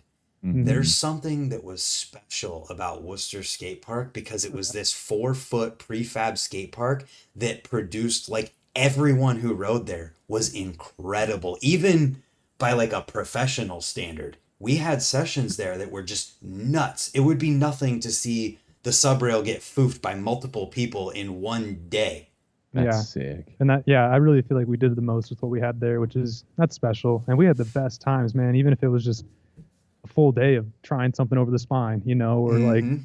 learning a new trick together. So that's Well, that's like Yeah. the pure essence of BMX, right? Like doing the most with the least. And I Mhm. think Oh, that yeah. that's probably makes that so special. And yeah, hearing that you guys had like those positive people around, like that's huge, dude. dude, it's And that's like, I mean, that's what changes your life. And like, it pains me to see it sometimes in the world we live in now, where like people are like too cool to talk to kids or whatever. And it's like, dude, always slap fives with Yeah. the kids. Like always like try and help them learn something new, give them a sticker, whatever it is. Cause like we all remember sitting there when your favorite rider did that for you, and like that made you come back, Oh, right? dude. That made you learn something new. That made you go home and tell your parents like how cool the skate park is, and that's what lets you keep going to this or whatever it Yeah. is, and like those moments are so special, like being able to build other people up. And I feel like an old guy now saying it, but I'm like, when I see kids learning stuff now, I'm like, that gets me excited about BMX, because like we all know how to do the stuff that we know how to do, and like when somebody learns how to manual and you see that joy, like it takes you back to you being that 14, 15-year-old kid, and you're like,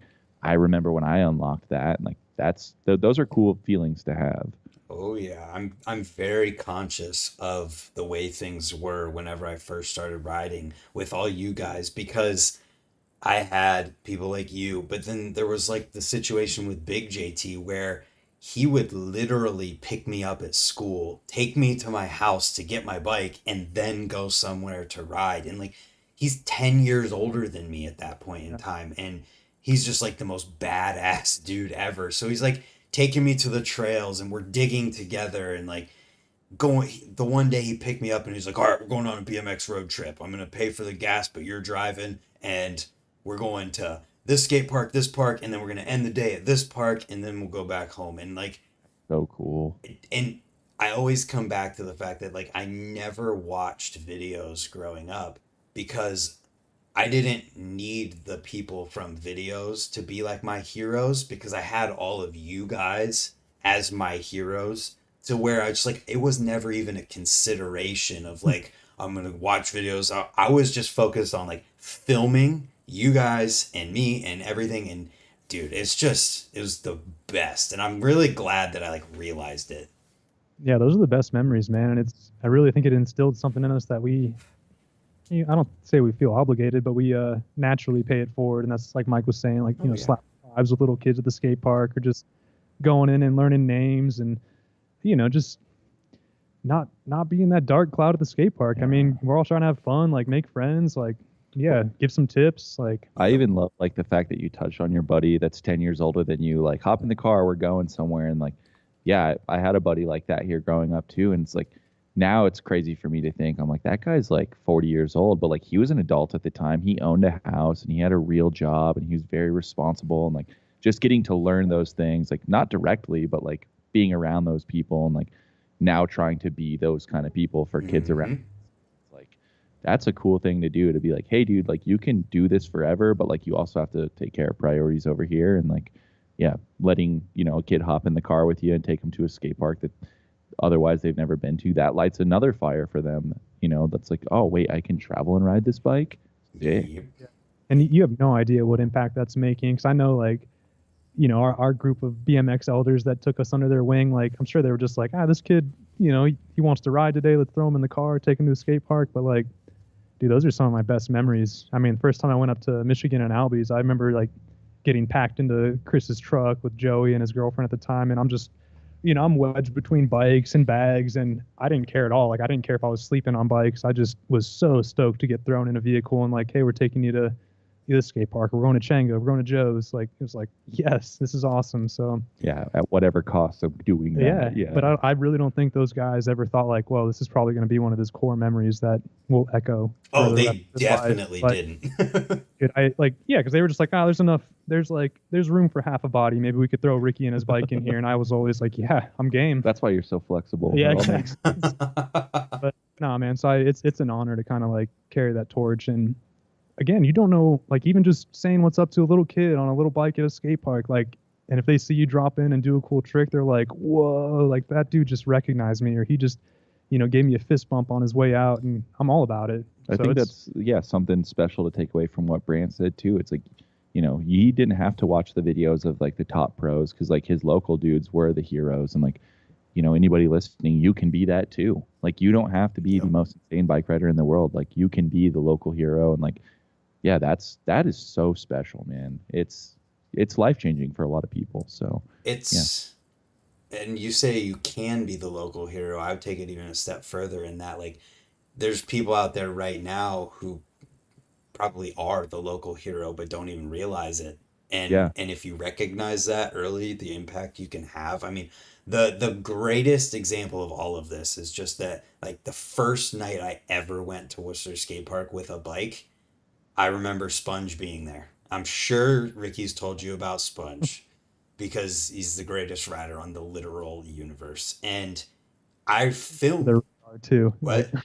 just under the radar. Yeah. So like I remember filming Sponge with my Razor phone, filming a line that he did where he 270 the hip, then he 3'd the spine, then he did a bar air that to fakie on the quarter that was like Wow. above coping on one of those little 4-foot Worcester quarters. And Crazy. and I just remember him landing that and turning around, and he's got his Indians hat on, and he's wearing that tank top on a t-shirt, I'm pretty sure, that's like a tank top printed on a t-shirt or something like that.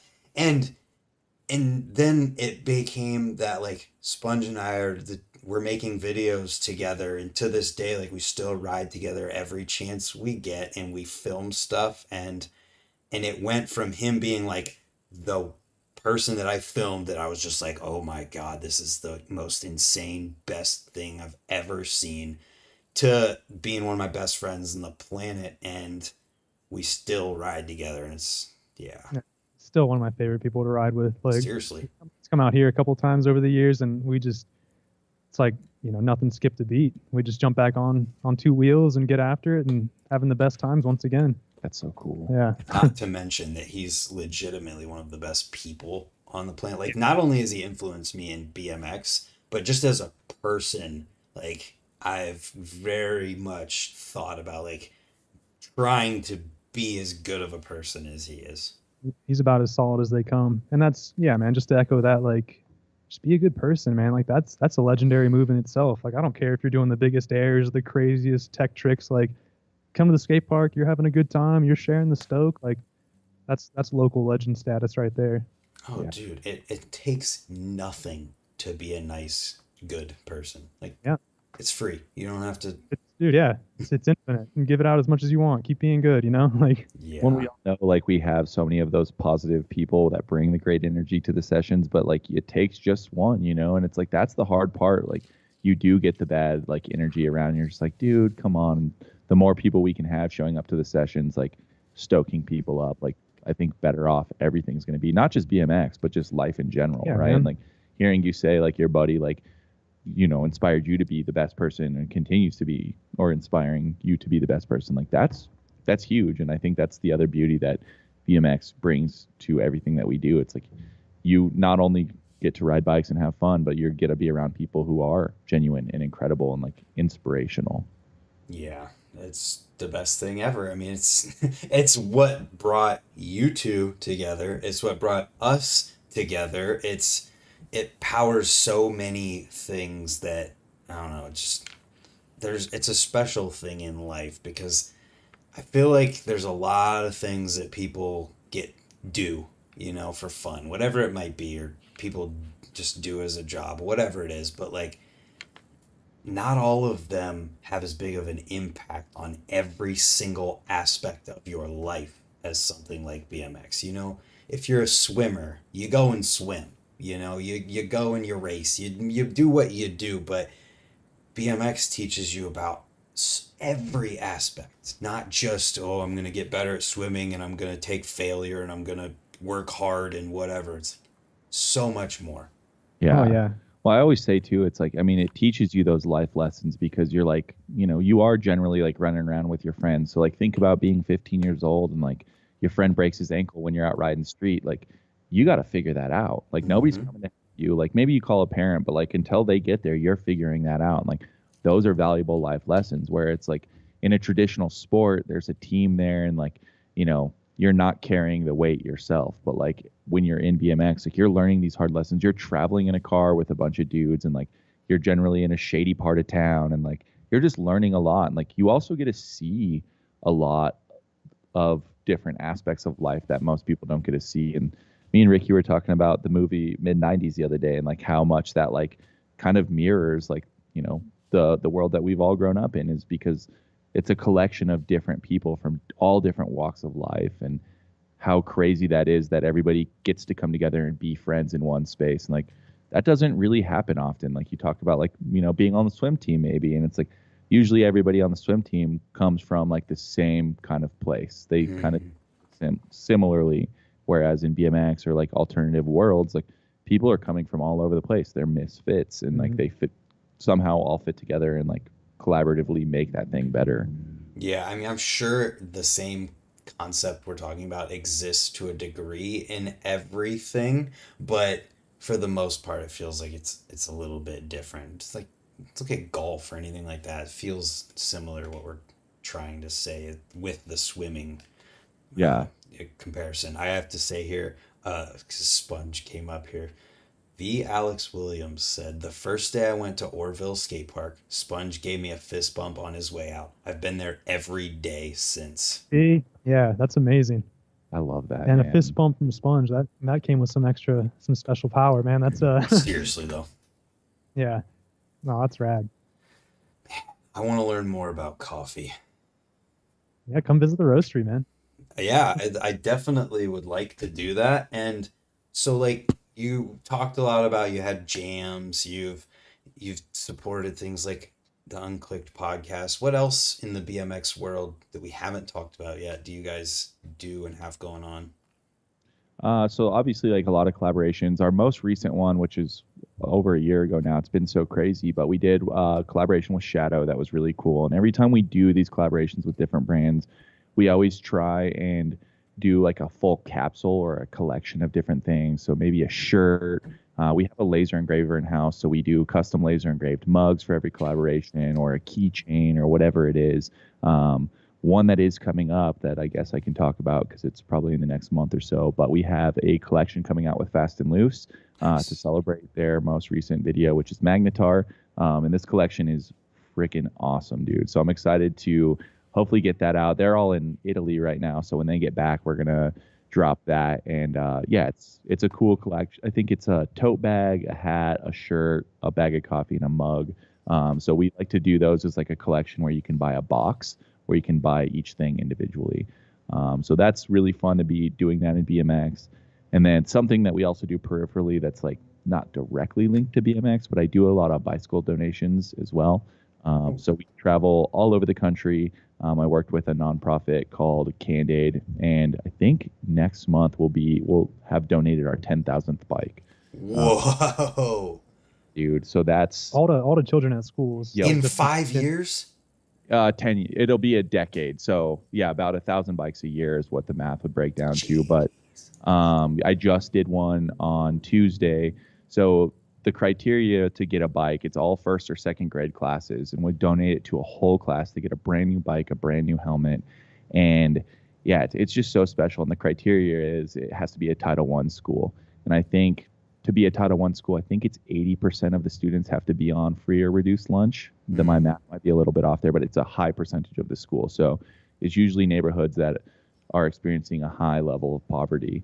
So getting the experience to go to these neighborhoods all over the country and, again, be exactly what we're talking about. It's kind of like try to come in and be a shining light and be like, that's the speech I give all the time. I'm like, my BMX bike literally has given me the world. You know, it's taught me everything I need to know. It's introduced me to all the right people. I own a company because of it. Like, it's very special. So I get to talk to all the kids about that, show them a BMX demo, talk to them about bike safety, and then I get to feel like Oprah for a few seconds when I tell them they all get to take a brand new bike home. So yeah, that's another big thing that like we love to have integrated into Traction is like that charity work. And yeah, the opportunity to do that stuff is huge. And it's so in line with us too. I mean, yeah, getting your first bike, like that's a game changer. Dude, you know, the thing I always say, like, and I've said this 100 times on news interviews or wherever I've talked about Cand-Aid, which is the nonprofit, but you know, your first experience really as a kid is riding away from your parents on your bike without training wheels. And like or first experience of freedom, you know, and like for a kid to not be able to experience that because they aren't, you know, fortunate enough to have a bike, that's heartbreaking to me. So seeing organizations like Cand-Aid or what Crandall's doing with RadShare, which gets kids on bikes, like that's huge because that literally could be the difference between a kid joining a gang or, doing, some really Dropping bad out things, or, dropping out, just... being severely depressed. Like there's so many variables there. So when you look at these incredible nonprofits doing work like this, it's really cool, dude.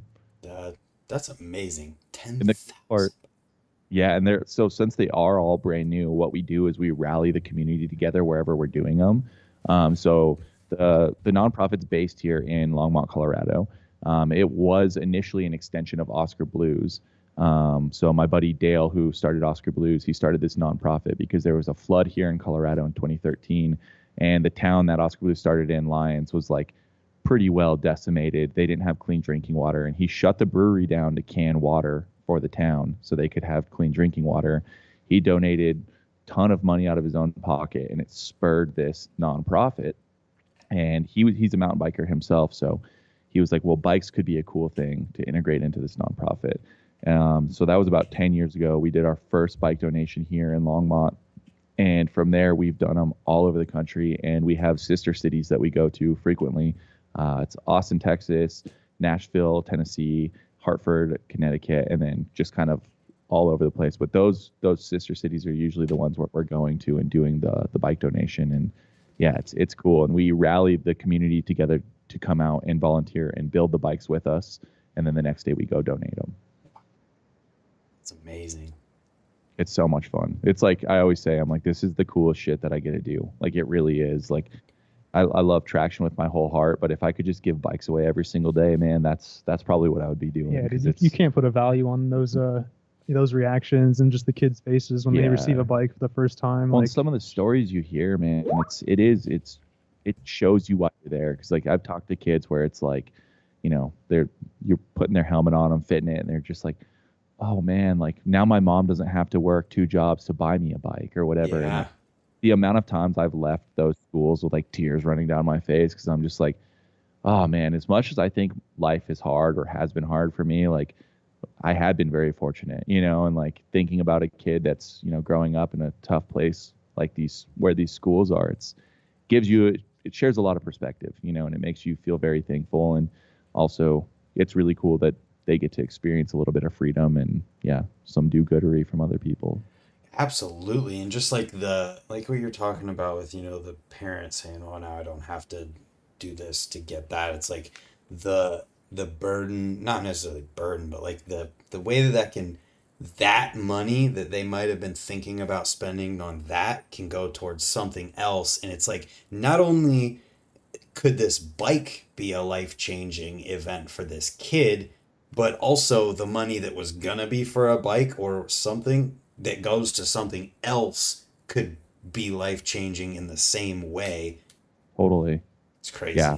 There's so many layers to it, man. And it's just one of those things that's so special. And when you think about like 10,000 bikes, it's like, that's a lot of really excited kids. And like, I know like we've done a ton here in Colorado, and like every once in a while I'll be in a neighborhood that we've donated bikes in, and I'll see a kid go zipping by on the bike, and like, they probably pass them down to their siblings or whatever. And it's so cool to see those bikes being loved and used. And like, they're very like iconic. They're these like bright candy red bikes. So you see them zip by and you're just like, oh dude, it gives me chills thinking about that too. It's the coolest thing in the world. So, and I've seen them like show up to the skate park too. So like, usually when we do these donations, like I try and go to the pump track or the skate park that's local and talk to the local guys and be like, hey guys, like we just did this bike donation here. If you see these kids show up on a bike that looks like this, exactly what you were saying earlier, be nice to them, welcome them into the community, because like this is their safe haven now. If they choose to come here with their new bike, like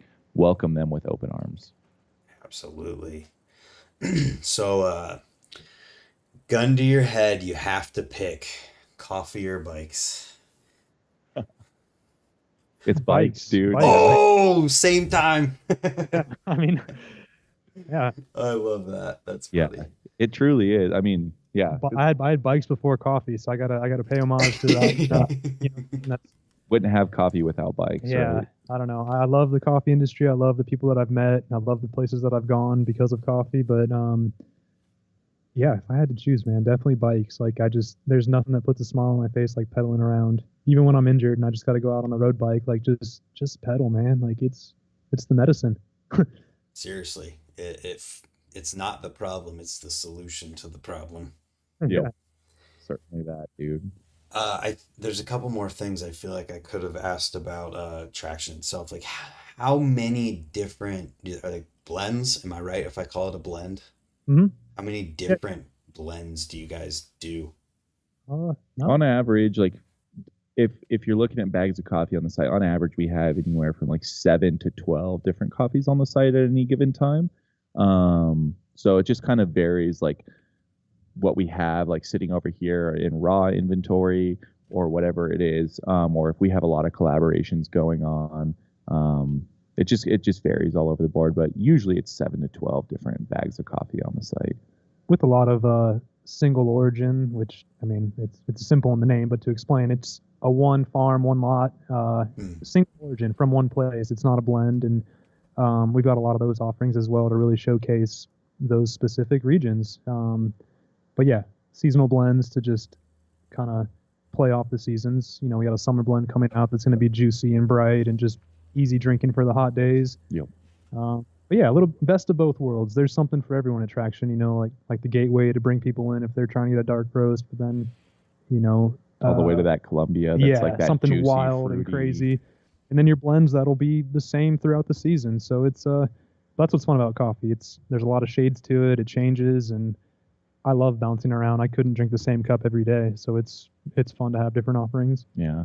And then another product that we just rolled out outside of the beans, we put it out last year and sold out pretty quick, but they're back and they're back for good, is these cans, like canned ready to drink coffees. So this is something we're like super excited about. They're super tasty, and we just sold out of the one that's brand new to us this year, but it's an oat milk coffee. And I keep saying it tastes like Yoo-hoo chocolate drink. Yeah. Like it's like straight chocolate milk, dude. It's really good. I feel like that's the one you'd be all about, Brant. Yeah, they're crazy, and they pack 224 milligrams of caffeine per can, so that's like 2 Red Bulls or like 2.5 cups of coffee. Like they're caffeinated. Yeah, they rip. Whoa. I think I drink. Let me look on what's in my mix here.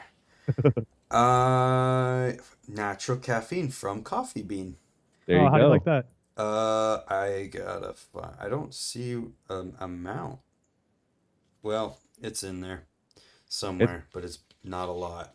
Yeah. So we recently teamed up with Joey Bags, and he was saying like when he's like working out or whatever, he's like drinking the canned coffee. He's like, dude, this is better than pre-workout. Yeah. That was a pretty cool thing. He's like, I didn't realize that they would like juice me up the way yeah. they do, and It's speed. Yeah. Clean speed. they'll get you going. Clean So speed. That's funny. So yeah, I mean, talking on that, I wanted to ask earlier too, but forgot. Like, are there certain health benefits to drinking coffee in any way other than the effect you feel from caffeine? yeah, there's a ton of like studies out there with like all the antioxidants, and like I think, you know, I've read stuff more recently than not, but like of anti-aging properties, and like since it is like the seed of a fruit, there is so many nutrients that are left behind even after the roasting. So I know it helps with like cholesterol. I think French press actually is the only one that's like technically kind of bad for you. Yeah, and there's new studies coming out all the time. I mean, even just not far-fetched, but out there stuff, you know, it warding off Alzheimer's and other mental degrading diseases. So, yeah, there's a lot of benefits. I mean, it's obviously like anything in moderation. You can't just get torqued on caffeine and expect to feel great. I mean, caffeine overdose is incredibly uncomfortable. So, like anything with moderation, but it's again, it comes down to like the quality of the product. It's Yeah. if you're starting with, you know, poor quality coffee and roasting it to a dark degree, I would actually argue that has health side effects. I mean, dark roast coffee is considered carcinogenic, so it's not good for you. So it is like anything. There's a quality spectrum, and then also just the intention that goes into it. But there's tons of benefits coming out. It's incredible. The elixir of life. Interesting. I had a follow up to the blend or different coffees question that I forgot about too. So am I right in what you said? It seemed like you're saying to achieve these different like coffees, you know, you have what you start with, but then like do you make different things based on like the heat and temperature of what you're saying? So like you can take the same start and make different things just based on how long you do the There's process. yeah, there's endless variables. I mean, it's to try and sum it up, degrees matter, seconds matter when Yeah. roasting. I've never worked with something where it's so like definitive by such minuscule adjustments. So it's yeah, everything. I mean, even pressure with, you know, if atmospheric pressures are rolling in, like your beans gonna roast differently if it's a hot day, if it's a cold day.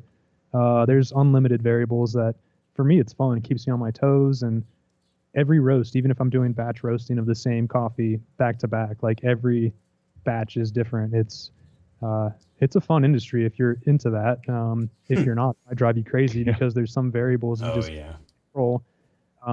But it is a very scientific approach to understanding what variables you can control and ones you can't, and working within those parameters. And I mean, it's every batch that comes out is slightly different.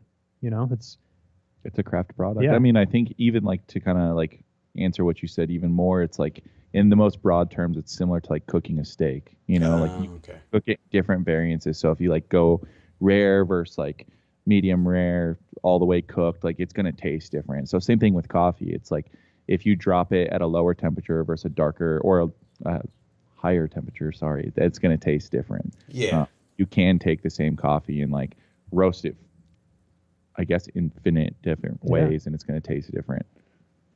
Crazy. So yeah, so it's a deep rabbit hole you go into once you learn yeah, about for all these, real. you know, adjustments and variables and approaches. So So that little thing in front of you is what roasting it is what turns it brown.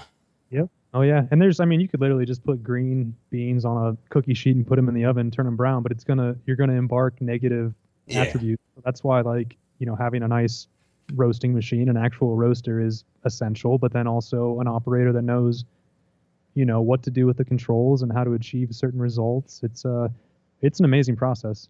I've been in a lot of production arenas, and there's nothing compared to coffee roasting, in my opinion. What? Yeah, I even say, like, you know, we all know like how like kind of snobby the wine world can be. Like when you think about wine, people are like, oh, like that's just kind of Pretentious and cringy. kind of hoity-toity. But like Yeah. in reality, coffee is far more complex than wine. In fact, like the wine industry is starting to adopt a lot of like the grading scales and like the parameters that coffee uses, because coffee is so complex. Yeah. Oh, be careful. Don't let any wine crazy people hear you say that. I Yeah. know it, but it is so crazy. And like, I mean, you see it when you walk into like a high-end coffee shop, like how like you can see like the clientele, like it's a lot of people where you're like, okay, like this is kind of like a wine crowd, you know, it's very like kind of uppity sometimes. And like sometimes it's over the top. And I think that's another big thing with Traction that we try and focus on. It's like we could go around talking about how great our coffee is. A lot of roasters do, but we don't want to be pretentious with it. We want the average person, because we are average people ourselves, to drink the coffee and be wowed by it and let the product speak for itself. Like we want to fully remove pretension from the equation here. That's important just with anything in life. Totally. It's like, it creates a barrier to entry that makes people feel uncomfortable. And like, I even know, like, I've spent nearly a decade in coffee, and like, I know I walk into coffee shop and I get there and I'm like, oh man, like this is way too pretentious for me. And like, I feel almost like uneducated or something walking in there because the way you're treated or Yeah. looked at. So that's something we want to completely avoid, because that's not cool. Yeah, that's good to be conscious of. And just the fact that you're conscious of it, I think, is a step ahead of some things that might just not even think about it. Totally. Definitely. Yeah, I mean, going back to like saying I ran that coffee company at Oscar Blues, like they at this point in time, they are the 16th largest beer company in the entire world, the 6th largest craft brewery. And their whole thing along the way was, we have no secrets. And like, if you're pretentious, the door's that way. And like, they have made some of the most, you know, incredible Dale's Pale Ale, their flagship beer. That was the #1 selling craft beer 6-pack up until years ago for a long time. And, you know, that means it's good. And they did it all without being pretentious. It was like the working man's craft beer. And I love that, man. That's to me is one of the most special things you can do.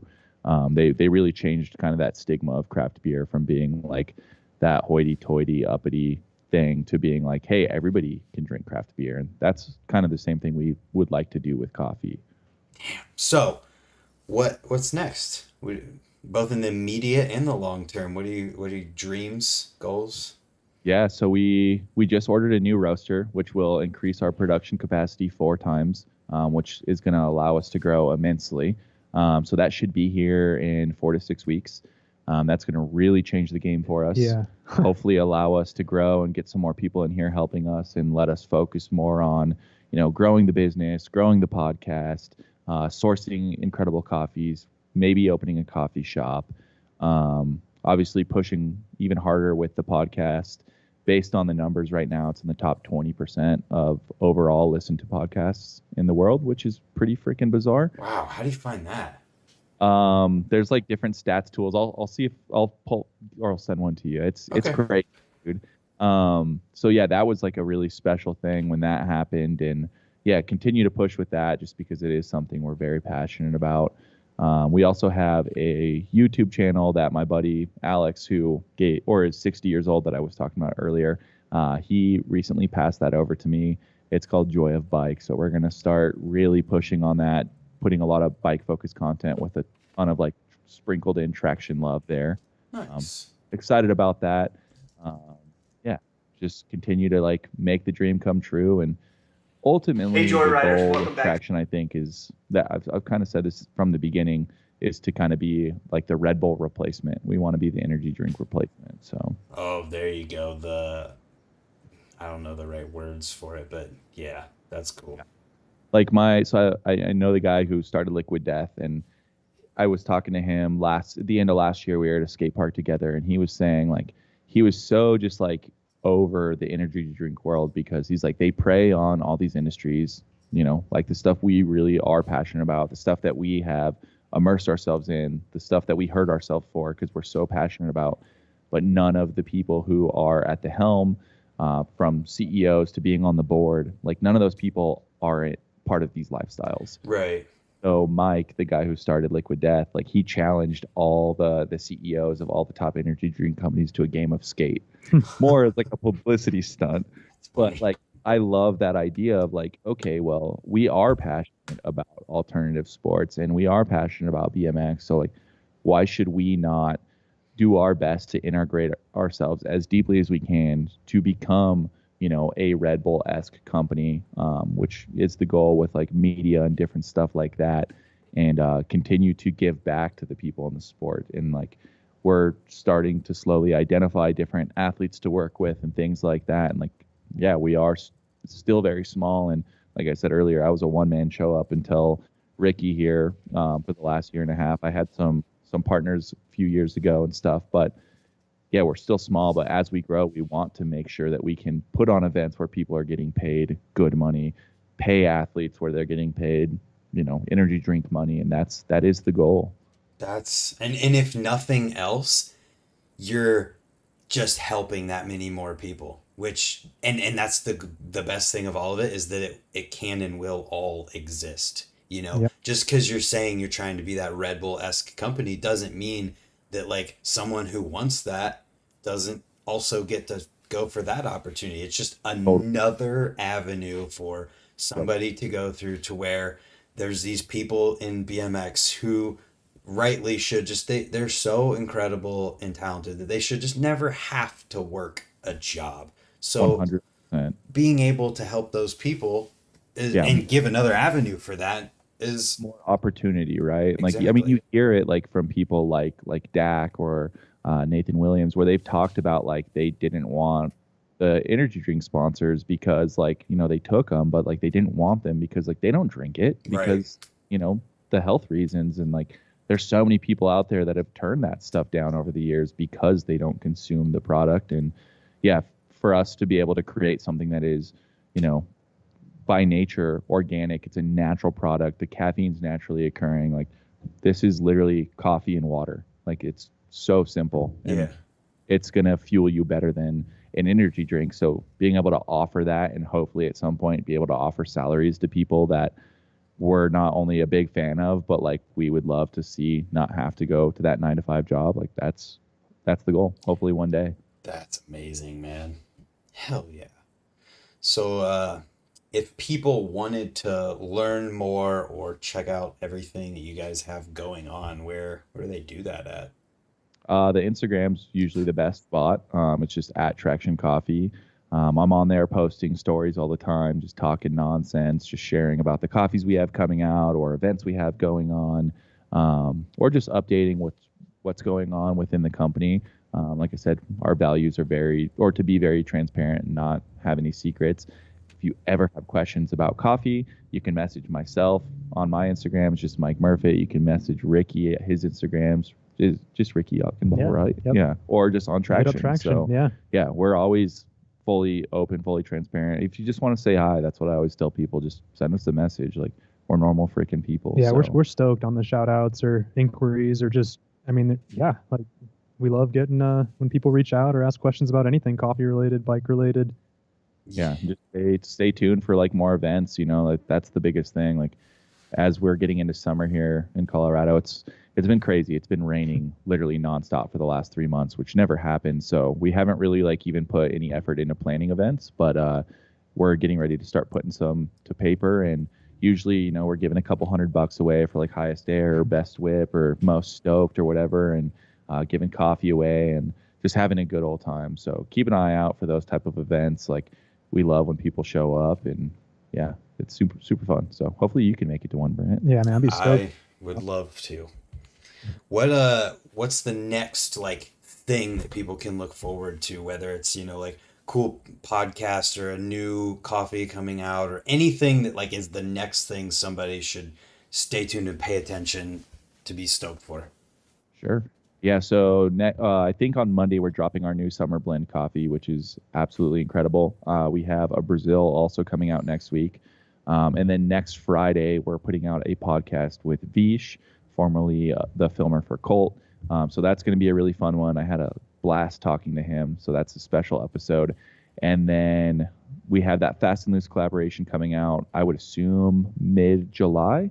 So yeah, those are some really exciting things. And then, like I said, we have these cans. We're getting ready to restock the oat milk version. That should be here in the next 2 to 3 weeks as well. So, and if you're local to the Colorado area, we're planning to do a big session, probably at Sandstone Skate Park down the road, and then we're going to do a release party here after that session.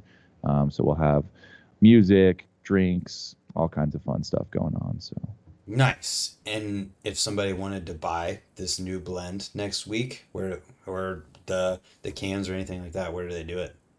just www.traction.coffee.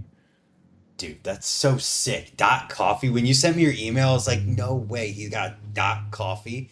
Isn't that cool? Yeah, the amount of times that I've like told people like my email address over the phone or something, and then they're like .com, and I'm like, no, it's just .coffee. And like, it's funny, even some like websites don't allow that domain, like that subdomain. So I have like tractioncoffeeroasters.com as well, but traction.coffee is just, to me, is like such an iconic, cool thing. So yeah. Sick. Well, fellas, I appreciate your time, Likewise, man, this was awesome. and I hope I can see you in soon. Yeah. Let's make it that out here, happen. Brant. Yes. All right. I'm gonna try my best to make that happen. Everybody, if you drink coffee, support them. And Man. thanks for tuning in, everybody. We'll see you tomorrow. Yeah. Yeah. Cheers. This was a treat. Thank you so much.